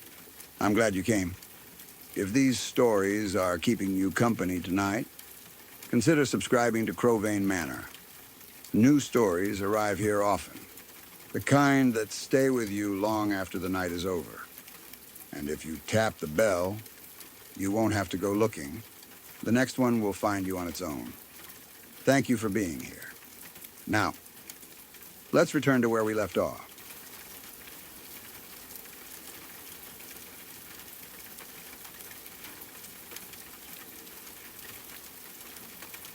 I was 16 when this happened, and at the time I was attending a boarding school. It was around 2 in the morning. Everyone else in the room had already gone to sleep, but for some reason I was still awake. That was not completely unusual. Boarding school nights could sometimes be strange because even when the room was quiet, you were still surrounded by other people. You could hear someone turning over in bed, breathing heavily, coughing in their sleep, or making small noises without waking up. Usually, those sounds were comforting. They reminded you that you were not alone. That night, though, everything felt unusually still. I had been trying to fall asleep for a while and was getting frustrated. Eventually, I pulled my blanket completely over myself. I covered my head, face, arms, and legs, hoping that blocking out everything around me would help me relax. The blanket was not very thick. It was thin enough that if there was light in the room, I could still vaguely make out shapes through the fabric. Mostly, though, I just wanted darkness. I closed my eyes. A short time later, I suddenly got chills all over my body. At first, I thought I had simply become cold. It was late. Maybe the temperature in the room had dropped. Perhaps a window was open somewhere. The blanket was not heavy, so it made sense that I might still feel cold underneath it. I pulled it closer around me and waited for the feeling to pass. It did not. The chills continued. They were not only on my arms. They seemed to move through my entire body. My skin felt tight. The hairs on my arms and neck stood up. I tried changing position.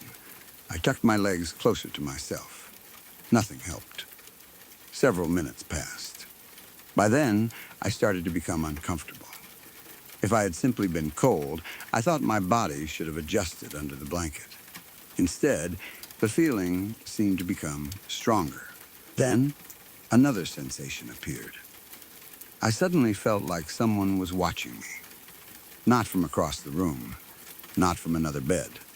Close, very close. The feeling was so strong that I opened my eyes. Because the blanket was still covering my face, I could only see through the thin fabric. At first, I saw the usual darkness and vague outlines. Then I noticed something. There appeared to be a figure near me. Someone seemed to be standing beside the bed, staring down at me. I froze. I did not remove the blanket. I did not call out. I just stared back through the fabric. The figure was difficult to describe because I never saw clear details. The blanket blurred everything. I could not identify a face. I could not see clothing. It was more like the shape of a person interrupting what little light there was in the room. But I had the overwhelming sense that it was male. In my memory, I think of it as he, even though I cannot say what feature made me decide that. Maybe it was the height. Maybe the shoulders.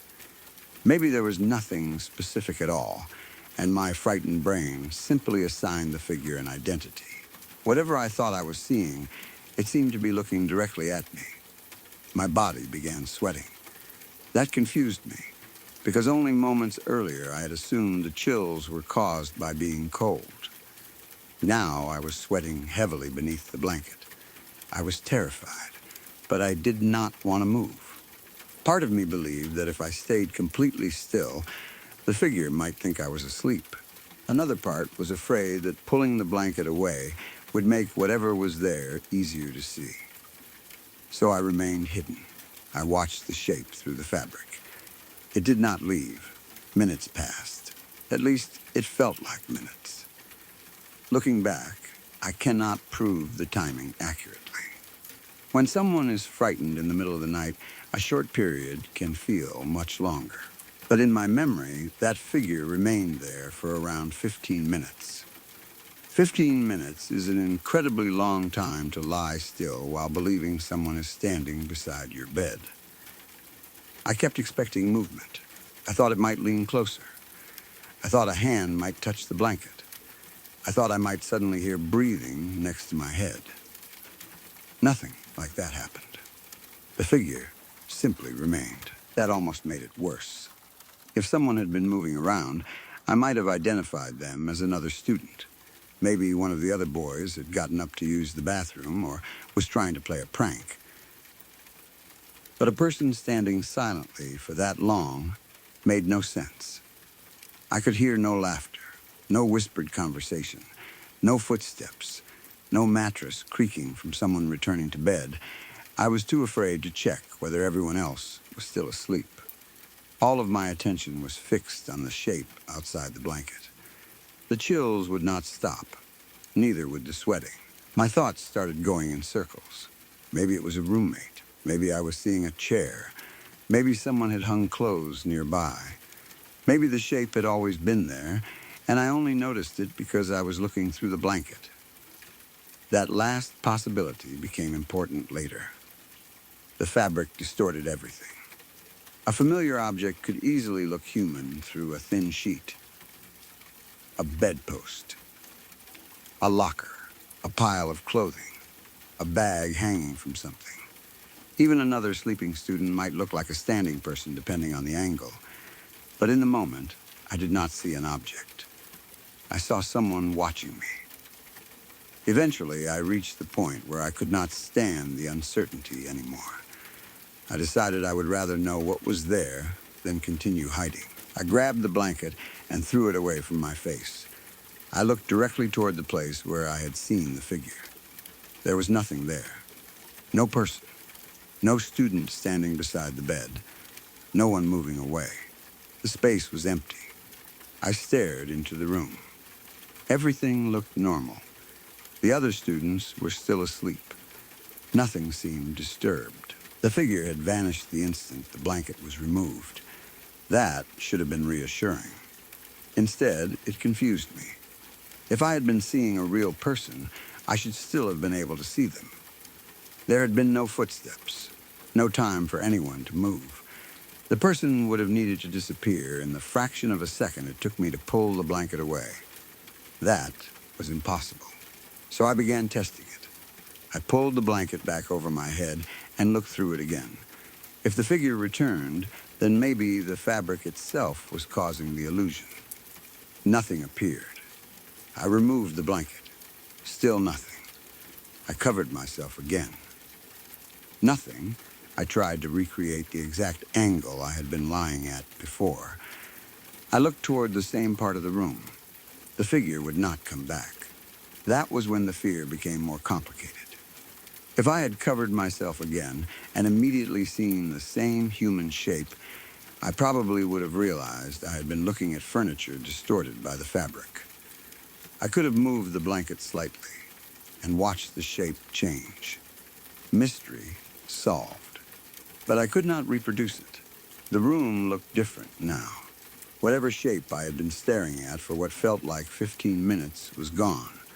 I did not sleep properly after that. I stayed awake thinking about what had happened. Even years later, simply remembering the feeling makes me uncomfortable. There are several explanations that make sense. The first is that I was beginning to fall asleep without realizing it. I had been lying in bed at 2 a.m. Everyone else was already asleep.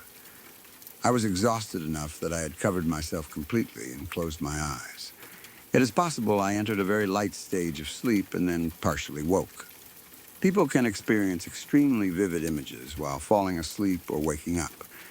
These are sometimes called hypnagogic or hypnopompic hallucinations. A person can see figures, faces, animals, lights, or movement, even though nothing is actually present. The images can appear inside the real room.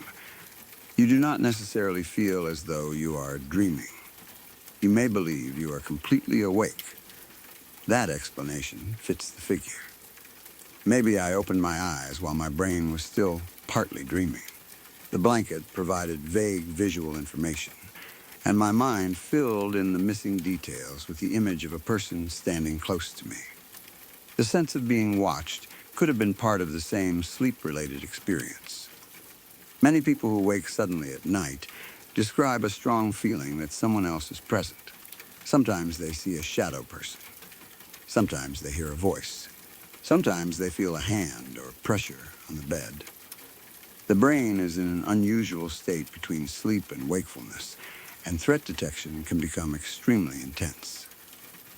I was able to move, so it was not classic sleep paralysis.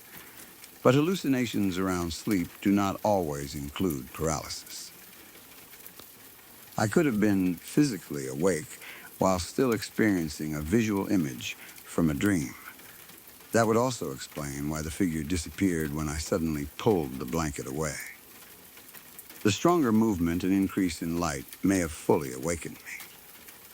Once my brain transitioned completely, the image vanished. When I put the blanket back, I could not recreate it because I was now too awake. That is a very reasonable explanation. The chills and sweating also fit fear. I may have first noticed a small temperature change. Then I became anxious. Anxiety can create goosebumps, chills, sweating, trembling, and the feeling that something is wrong. Once the fear started, my body reinforced it. I felt chills, so I thought the room was strange. So I became more alert. I then interpreted an unclear shape as a person. Seeing the person made me sweat and panic. The physical reaction convinced me the danger was real. It becomes a loop. That could explain almost everything. There is also the possibility that the blanket created a visual illusion. Thin fabric can change the way light reaches the eyes. Small folds become dark lines. Objects outside appear stretched or blurred. If the blanket moved slightly with my breathing, the shadows would move too. The brain is extremely good at turning vague shapes into human forms. We are especially sensitive to faces and bodies. That ability helps us recognize people quickly during the day, but in darkness, it can create false positives. A coat hanging on a chair becomes a man. Curtains become a woman. A doorway becomes a person standing still. Through a blanket, almost anything could become a figure. Maybe I was looking at another bed. Perhaps the silhouette came from a locker, furniture, or someone sleeping beneath their own blanket. The reason I could not reproduce the image later may be simple. When I threw my blanket away, I changed its folds. When I covered myself again, the fabric no longer sat in exactly the same position. A tiny change could completely alter the shadows. If the human shape was created by several folds lining up with something in the room, disturbing the blanket would destroy it. I might never be able to recreate the exact pattern. That explanation is probably stronger than it felt at the time. A wrinkle in fabric can create surprisingly specific images. The human brain then adds intention. The shape is not only human, it is watching. We imagine where the eyes should be even when we cannot actually see them. That may be what happened. I never saw eyes. I never saw a face. I simply felt watched and then interpreted the shape as someone staring at me. The feeling may have come first. The figure may have been my mind's explanation for that feeling. It is also possible another student really did get out of bed. Maybe someone stood nearby for a few seconds and then walked away. The blanket and darkness could have distorted my perception of how long it lasted. What felt like 15 minutes may have been less than 1 minute. If I was frightened enough, I might have lost track of time completely. The student could have walked away quietly before I removed the blanket. I may not have heard the footsteps because my own breathing and heartbeat seemed so loud. Boarding school rooms can also have many people moving at night. Someone could use the bathroom, get water, check a phone, or walk around without fully waking. Sleepwalking is another possibility. A student might stand near a bed, stare blankly, then return to their own place without remembering. That would be creepy, but not supernatural. The problem is that I believe the figure was still there until the exact moment I removed the blanket. If someone had walked away earlier, I should have noticed the shape disappear through the fabric. Unless I stopped actually seeing it and continued believing it was there. Fear can do that. Once I had formed the image strongly in my mind, I may have kept perceiving the same figure even after the original shadow changed. My eyes were staring at darkness with almost no useful information. The brain could maintain the interpretation. Another possibility is that I experienced a panic response before seeing anything. The sudden chills may have been caused by adrenaline. Sometimes the body reacts before the conscious mind understands why. Maybe I heard a quiet noise somewhere nearby. A footstep, a bed moving, someone breathing differently. My brain registered it without my conscious awareness and triggered a threat response. I felt watched because some part of me believed another person was close. Then I opened my eyes and found a shape that matched the expectation. By the time I uncovered myself, whatever small sound or movement caused the reaction had ended. Nothing paranormal needed to happen. The figure itself still frightened me because of how close it seemed. I did not see someone at the other end of the room. The presence felt as if it were right beside me. That closeness changed everything. If I had seen a vague person near the doorway, I could have called out. But believing someone was only a short distance from my face made me afraid to make any movement. I felt vulnerable beneath the blanket. At the same time, the blanket felt like the only protection I had. That is irrational, but it is common. Children hide under blankets from monsters, even though the blanket cannot physically protect them. At 16, I knew better. Yet in that moment, I did the same thing. I thought that as long as I did not reveal that I was awake, the figure might leave me alone. There was also something frightening about the idea that it might know I was watching. I could see only vaguely through the blanket. If it was a real person, they probably could not see my eyes clearly. Maybe I could observe without being noticed. That thought kept me from throwing the blanket away sooner. I remember sweating so much that the blanket felt uncomfortable. My body was hot, but I still felt chills. That contradiction made the situation seem unnatural. Now I know fear can cause exactly that combination. Adrenaline can produce cold sensations on the skin while the body sweats. Panic can make someone feel both overheated and chilled. At the time, I thought the physical reaction proved something was present. It felt as though my body sensed it even before I consciously saw it. People often describe that in paranormal stories. They enter a room and suddenly get goosebumps. They feel watched. Then, something appears. There may be a supernatural interpretation, but there is also a biological one. Our threat detection systems operate quickly. A vague shadow in peripheral vision can trigger fear before the conscious brain identifies it. Your body reacts first. Then, your mind asks why. In my case, maybe I had already noticed the figure through the blanket without consciously registering it. My nervous system responded with chills. Then I opened my eyes more fully and recognized the shape. That would make the sequence feel psychic, even though it was ordinary perception. The boarding school environment may have contributed too.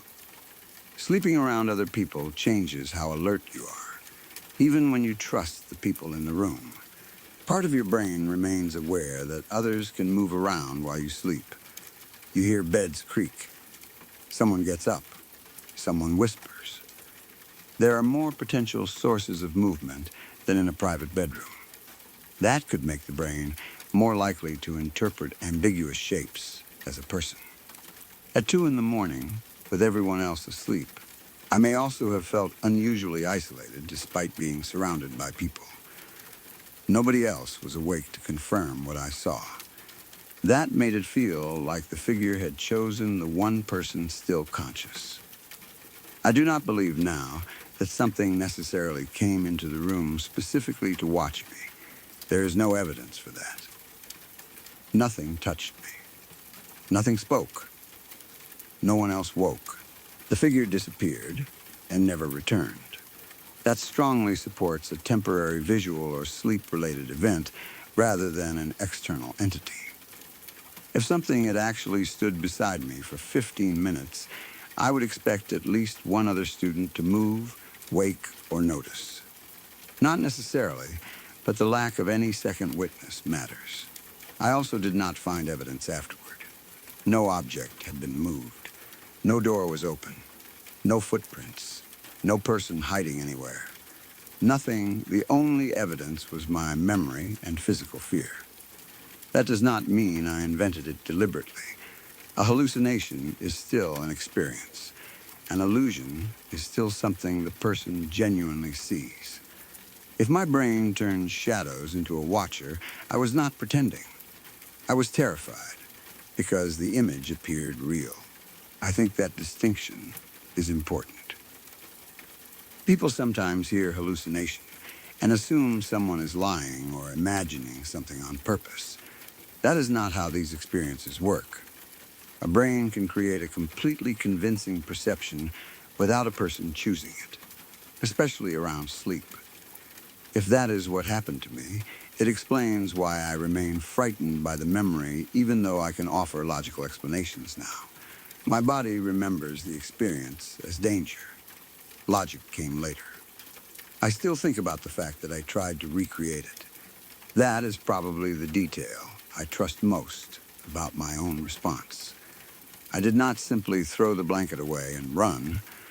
Once I saw nothing, I actually put the blanket back over myself to test whether the figure would return. Even though I was scared, I wanted to know if the fabric had caused the image. If the same shape had appeared, I would have had an answer. But it did not. I tried again. Still nothing. That made the event feel unique. Whatever combination of light, fabric, sleep, and fear had created it could not be reproduced once I was fully awake.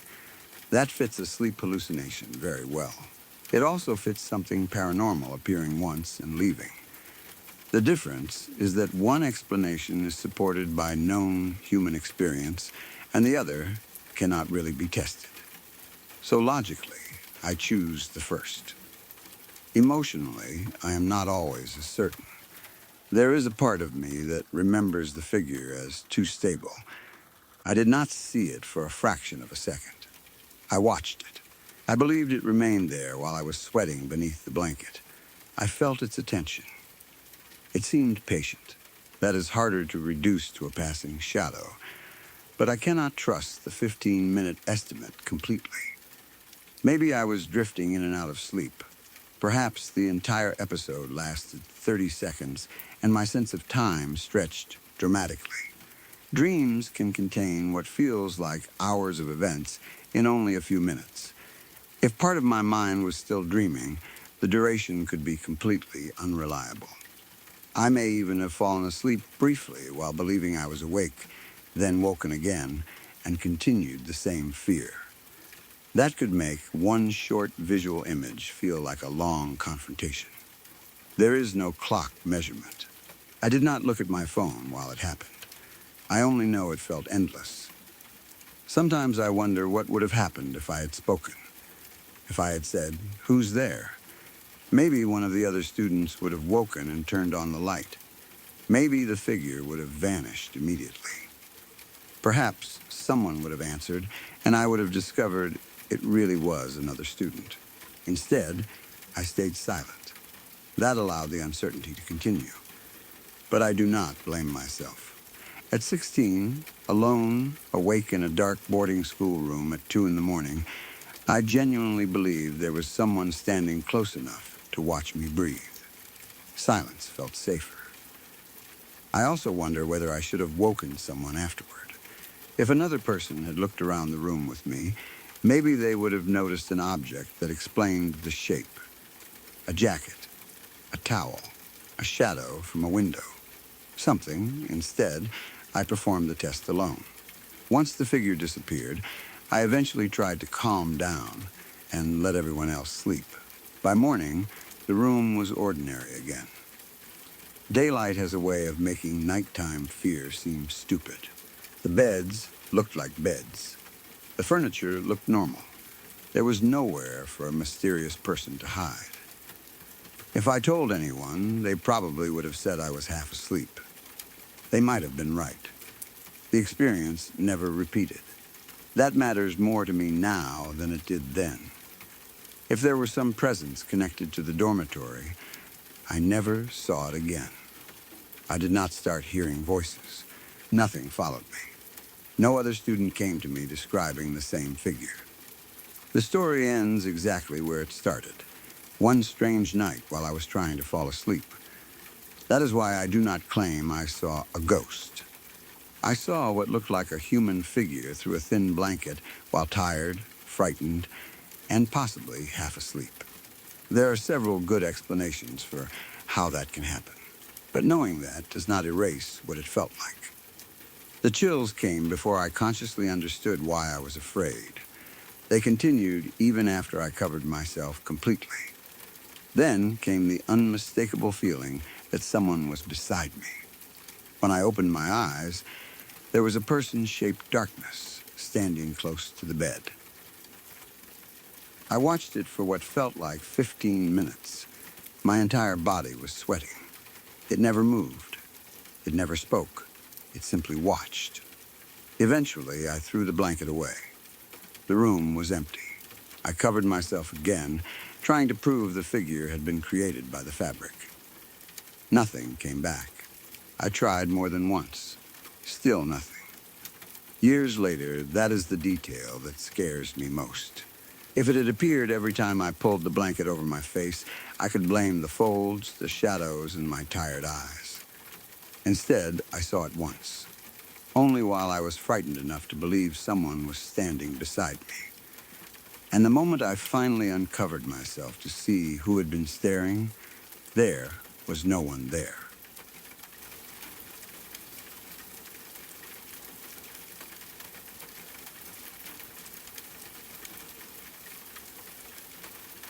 When I was in second or third grade, I went to a school that had two separate outdoor areas. There was the main schoolyard where we were supposed to spend recess, and then farther away there was another playground that was technically public property. Students were not allowed to go over there during school hours. I never knew exactly why. Maybe it was simply because teachers could not supervise us properly once we left the main yard. Maybe the school did not want to be responsible if someone got hurt on equipment they did not own. Whatever the reason, every kid knew that crossing over there during recess was against the rules. That, of course, made it interesting. The public playground was close enough that we could see parts of it from the school grounds. There was a sandbox, playground equipment, and areas where someone could sit without being directly visible from every angle. For a while, a few friends and I started noticing the same person over there. He looked like an older kid, or maybe a young adult. To us, he looked emo. That was the word we used because of his clothes and general appearance. I remember a dark hoodie, dark clothing, and the kind of style that stood out to elementary school kids. We did not know his name. We never spoke to him. But we saw him often enough that he became familiar. He seemed to show up at the public playground almost every day. Sometimes he sat around. Sometimes we just saw him walking into the area. I do not remember him interacting with anyone. He was simply there. At first, we did not think there was anything wrong with that. It was a public playground. Technically, anyone could use it. Maybe he lived nearby. Maybe he was waiting for someone. Maybe he liked sitting there because it was quiet during school hours. Children notice routines quickly, though, especially when the person involved looks unusual. After enough days, we started expecting him. We would go outside for recess, look toward the other playground, and see the dark hoodie again. He almost became part of the scenery. Then one day, something changed. During recess, one of us looked toward the public playground and saw a figure lying on the ground. The person was wearing what looked like the same hoodie. From where we stood, it looked like the guy we had been seeing every day. Except he was not sitting or walking. He was lying there completely still. We watched for a while. He did not move. At our age, we did not immediately think through all the serious possibilities. We were curious first. Maybe he was sleeping.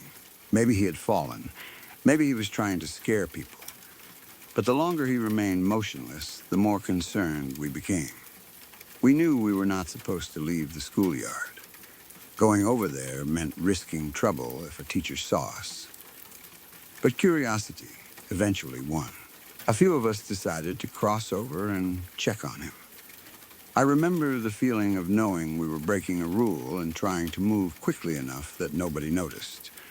We kept looking back toward the school. If a teacher came outside or saw us heading toward the restricted area, we would probably be yelled at and sent back immediately. The figure remained on the ground. We got closer. It still looked like someone in that familiar dark hoodie. As we approached, one of us turned around to check whether any teachers were watching. I turned too. It could not have been more than a second, maybe two. We looked back toward the playground. The figure was gone, not getting up, not walking away. Gone, for a moment, none of us understood what we were seeing. The place where the person had been lying was empty. There was no dark hoodie, no one running toward the road, no one climbing over playground equipment, no person disappearing behind a building. We looked around immediately. There were only so many places someone could have gone in that amount of time. We should have seen movement. Even if he had suddenly jumped up the instant we turned our heads, he would still have been somewhere nearby when we looked back. We were already close. He could not have covered much distance. But there was nobody there. That frightened us enough that we stopped caring about investigating. We went back toward the school. I do not remember telling a teacher. At that age, admitting we had crossed into an out-of-bounds area would have meant getting ourselves in trouble. We also did not have a good story. We saw a guy lying down, and then he disappeared. When we looked away, sounded exactly like the kind of thing adults would dismiss. Maybe he had not been as close as we thought. Maybe there was some hiding place we had not noticed. Maybe we had mistaken an abandoned jacket for a person, and somebody had picked it up. There were plenty of possibilities. By the time we returned to the regular schoolyard, we were already trying to convince ourselves it had not been as strange as it seemed. Then came the second recess. That was when things got worse. We went outside again later that day. At some point, we were walking near the sandbox. I remember hearing crunching beneath our feet. It was not the ordinary sound of sand shifting. There were hard things mixed in with it. At first, I probably assumed they were rocks. Playground sand always has random debris in it. Sticks, pebbles, pieces of bark, small bits of plastic, things kids bury and forget. But later, I heard people talking about bones being found in the sandbox. A lot of bones. The story going around was that they were too small to be human, but too large to be bird bones. I cannot personally claim that I examined them closely enough to identify what they were. I was a little kid. Most of what I knew came from other children talking, but I remember the crunching, and I remember the sudden rumor that there were bones buried beneath the sand. Not one little bone, a large number of them. That immediately connected in my mind to the person we had seen earlier. There was no logical reason for those things to be connected. A strange person disappearing from a playground and animal bones in a sandbox could be completely separate events. But they happened on the same day. To a child, that was enough. The entire area began to feel wrong. The public playground no longer seemed like a place we were simply not allowed to use. It seemed like somewhere we should not have gone. After school, we decided to investigate again. Looking back, children make terrible detectives. We had already been scared badly enough by the disappearing figure, and now there were rumors about bones. The sensible response would have been to tell an adult and stay away. Instead, we wanted proof. We went back to the sandbox. The bones were gone. Whatever had been there earlier was no longer visible. We searched through the sand, expecting to find at least one piece left behind. Nothing, no pile, no obvious fragments, no sign that anything unusual had been uncovered there. That created another mystery. If the bones were real, who removed them? A teacher? A maintenance worker? The police? An animal? Maybe another group of students collected them. Perhaps the whole story had been exaggerated and there were only a few normal animal bones that someone threw away. We did not know. Later, I heard older kids on my bus talking about the authorities never finding the bones. I do not know how reliable that information was. Older children are not official sources. They repeat rumors. Someone says the police were called. Another kid says investigators searched. By the time the story travels through a school, ordinary playground cleanup can become a missing evidence mystery. I have no proof that police or any other authorities actually investigated. All I remember is hearing people say that the bones could not be found afterward. That made the story even bigger in my head. For a while, I wondered if someone had deliberately hidden them. Maybe the strange guy in the hoodie had something to do with them. Maybe he had been burying things in the playground. Maybe we saw him lying near the place because something had happened to him. As a kid, my imagination went everywhere. I wondered whether the bones belonged to pets, wild animals, something killed in the woods. I wondered what else might still be buried deeper beneath the sandbox. That thought bothered me more than the bones we supposedly found. If there were that many near the surface, what was underneath? The obvious explanation is that they were animal bones. A dog, fox, raccoon, deer, or some other animal could have died nearby. Someone might have dumped remains. An animal could have carried bones into the area. The playground may even have been built over older land where animal remains had already been buried. Depending on where we lived, there could have been all kinds of ordinary reasons for bones to appear in sand. The size description does not help much. Too small to be human and too big to be a bird is exactly the kind of identification children make without knowing anything about anatomy. A chicken bone can look surprisingly large. Parts of a rabbit, cat, raccoon, or small dog can be mistaken for something much stranger. Even adults sometimes misidentify animal bones. So I do not believe we uncovered some impossible species. The crunching itself could have been shells or stones. Maybe I connected the sound to the bone rumor afterward. Memory works that way.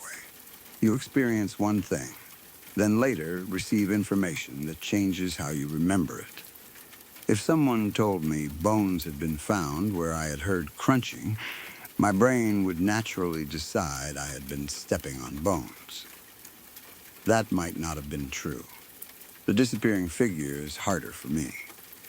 One possibility is that he was never a person lying there.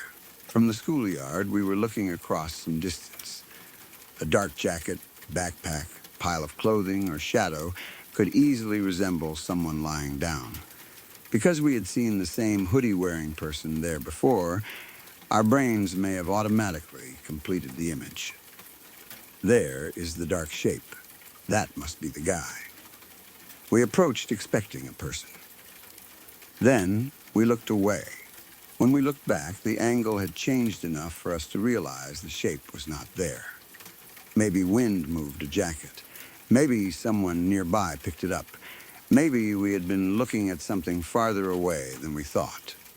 That explanation requires very little. Children misjudge distance constantly. Another possibility is that it really was the same person. He may have been lying there and noticed children approaching. When we turned around, he got up and moved quickly behind something. A person who knows an area can disappear from view much faster than someone unfamiliar with it expects. There may have been a path, fence opening, ditch, wall, or blind spot we did not know about. Our memory says we looked away for 1 second. It could have been 5, maybe 10. When something frightening happens, the exact amount of time becomes compressed. A teenager can get up and sprint a surprisingly long distance in 5 seconds. If he was trying to mess with us, he might have waited until we looked away deliberately. That would also explain why he seemed to vanish so perfectly.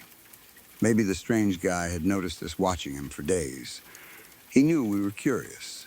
He lay down where we could see him, waited until we came closer, then ran the moment our backs were turned. For him, it might have been a prank. For us, it became a supernatural experience. That is completely possible. I sometimes wonder if he was not a teenager at all, but just someone who happened to wear similar clothes each day. Memory has simplified him into the emo guy. We might have been seeing different people in dark hoodies and assuming they were the same person. Schools create repeated visual patterns. Someone walks a dog at the same time every morning. A student from another school passes through. A neighbor sits on a bench. Children give that person a role and remember them as one character. Years later, the details become much more consistent than they were in real life. There is also a possibility that we invented parts of the story together, not intentionally. Children influence one another easily.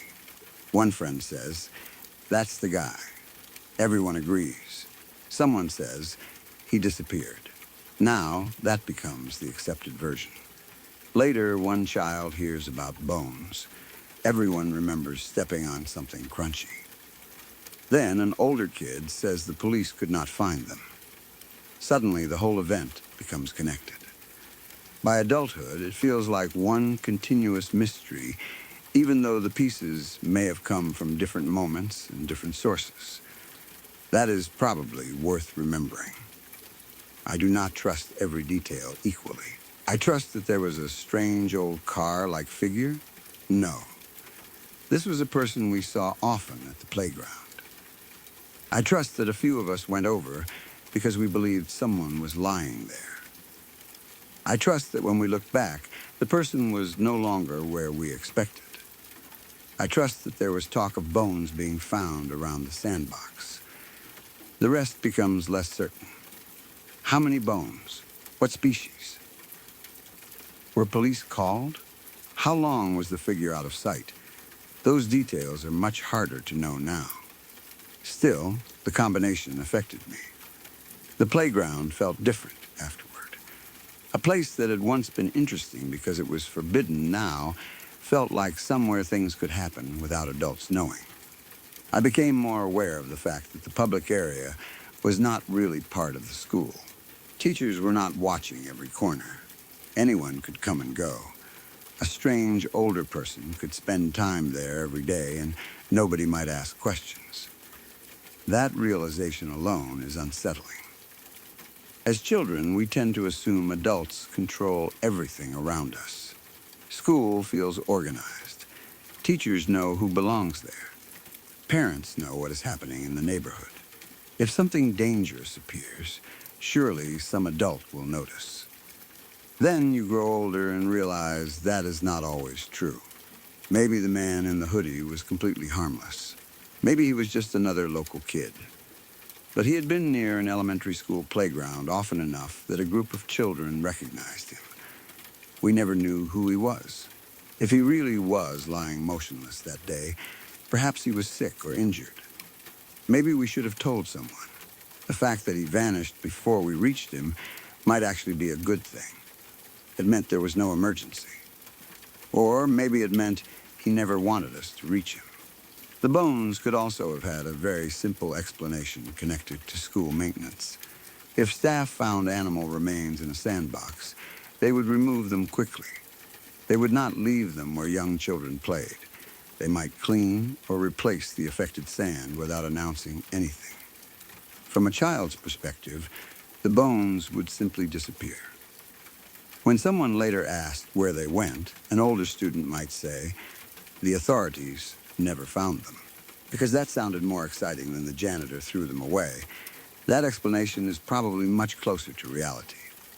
Sandboxes can attract animals. Cats use them. Wildlife digs in them. Birds carry food. Children bury things. Discovering bones in one is disgusting, but not impossible. If there were a lot of them, perhaps another child had brought them in. Kids collect weird things. Someone might have found animal bones elsewhere and buried them as part of a game. By the next recess, other students had uncovered them. Then, staff removed them. Mystery solved. But I never got that explanation when I was young. Instead, everything remained open. The guy was gone. The bones were gone. My mother or teachers never sat us down and said what happened. So my imagination kept both mysteries alive. For years, I wondered whether the person had somehow been connected to what was under the sand. I pictured him burying animal skeletons at night. I imagined rituals, dead pets, even bodies. Those ideas came from fear, not evidence. There was never any indication that the bones were human. In fact, the rumor specifically said they were too small. But once children hear the word bones, the imagination immediately goes to the worst possible place. The abandoned or out-of-bounds nature of the playground made everything more dramatic. It felt like we had crossed into a place where we were not supposed to be and discovered something because of it. That structure is almost too perfect. We break the rule. We approach the motionless stranger. He disappears. Later, bones are found. Then, those disappear too. It sounds like a story designed to scare kids away from leaving the schoolyard. Maybe that is part of why adults never believed us. It has the shape of an urban legend. But at least one part of it happened in front of me. I remember looking toward the playground and seeing what I thought was the same dark-clothed person we had been watching for weeks. I remember walking closer. I remember turning my head toward the school to check for teachers. And I remember looking back and finding empty ground. That moment still bothers me because my brain expected movement and saw none. There was no running figure, no person getting up, no obvious hiding place, just absence. I also remember the strange feeling during the second recess. The sand did not seem normal beneath our feet. Then, the stories about bones began. Whether the crunching really came from bones or my memory joined those details later, I cannot say anymore. That uncertainty is frustrating. People sometimes ask why I did not tell a teacher immediately. The answer is simple. I was a child who had been somewhere I was not allowed to go. Telling an adult meant explaining why we had crossed into the public playground. We were afraid of getting in trouble. Children also do not always recognize when something deserves adult attention. A motionless stranger should have been reported. Bones should have been reported. At the time, both things felt more like scary discoveries than safety issues. By the time we understood how strange they seemed, the evidence was gone. I have wondered whether anyone from the school kept records of something happening there. Maybe a dead animal was removed. Maybe an older student was asked to stop hanging around the playground. Maybe police really did come. If there were records, I never saw them. All I had were rumors from other children and the memory of my friend group. The older kids on the bus made the story worse. Older students always seemed to know things we did not. If they said authorities had searched for bones and failed to find them, we believed them. They sounded informed simply because they were older. Now I realize they may have known nothing more than we did. One kid could have invented that detail on the spot. But hearing it made the event feel bigger. It was no longer just our mystery.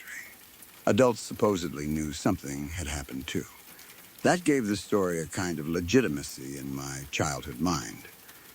If I could go back now, I would handle everything differently. I would not approach a motionless stranger. I would tell a teacher. If bones appeared in a playground, I would leave them alone and tell an adult immediately. I would not go digging through sand after school looking for more. Those are obvious decisions as an adult. As a kid, curiosity came first. Part of me wishes I could revisit the playground now. I would like to stand where we were and see the actual distances. Maybe the place where the figure disappeared had an obvious escape route. Maybe a fence, tree, wall, or slope blocked our view. What seemed impossible at 8 years old might make perfect sense now. I would also like to know what the sand was like. Was there gravel underneath? Shells? Wood chips? Anything that could explain the crunching? The physical layout might destroy most of the mystery. Memory turns childhood spaces into strange landscapes. 100 feet feels like a mile. A low fence becomes a huge barrier. A teenager seems like an adult. The public playground may have been much easier to move through unseen than I remember. I also wonder whether the person in the hoodie ever noticed us. Maybe he had no idea a group of elementary school kids spent weeks discussing him. He could have simply lived nearby and used the playground as a shortcut, if he remembers anything from that period. Maybe he remembers a group of kids staring at him from the schoolyard every day. Perhaps on the day we approached, he realized we were coming toward him and left because he did not want to deal with us. That version is almost funny. It turns him from an unexplained figure into someone avoiding annoying children. I would prefer that. The alternative versions are darker. Maybe he was hiding something. Maybe the person we saw lying down was not actually the same person. Maybe we witnessed part of an event we were too young to understand. I do not have enough information to make any of those claims. All I can say is that the whole day never sat right with me. Even now, when I think about it, the two images come back together. First, the dark hoodie lying motionless near the out-of-bounds playground. Then the empty space where it had been 1 second later.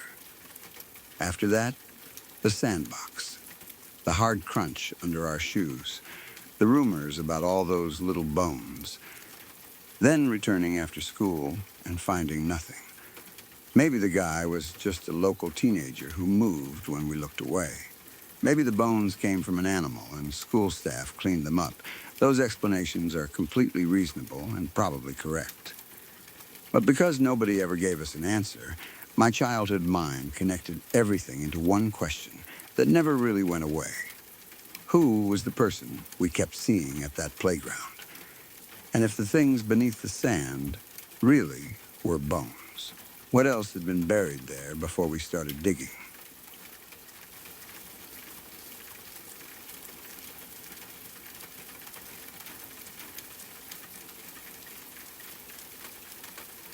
If you've stayed with me this far, then these stories didn't simply pass the time.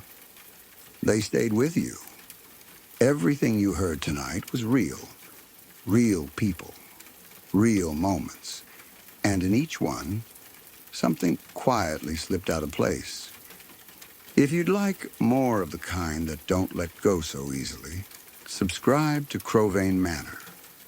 There are more rooms left open, and more stories waiting behind every door. I'm grateful you spent this part of your night here. Rest well, and I'll be waiting when you return.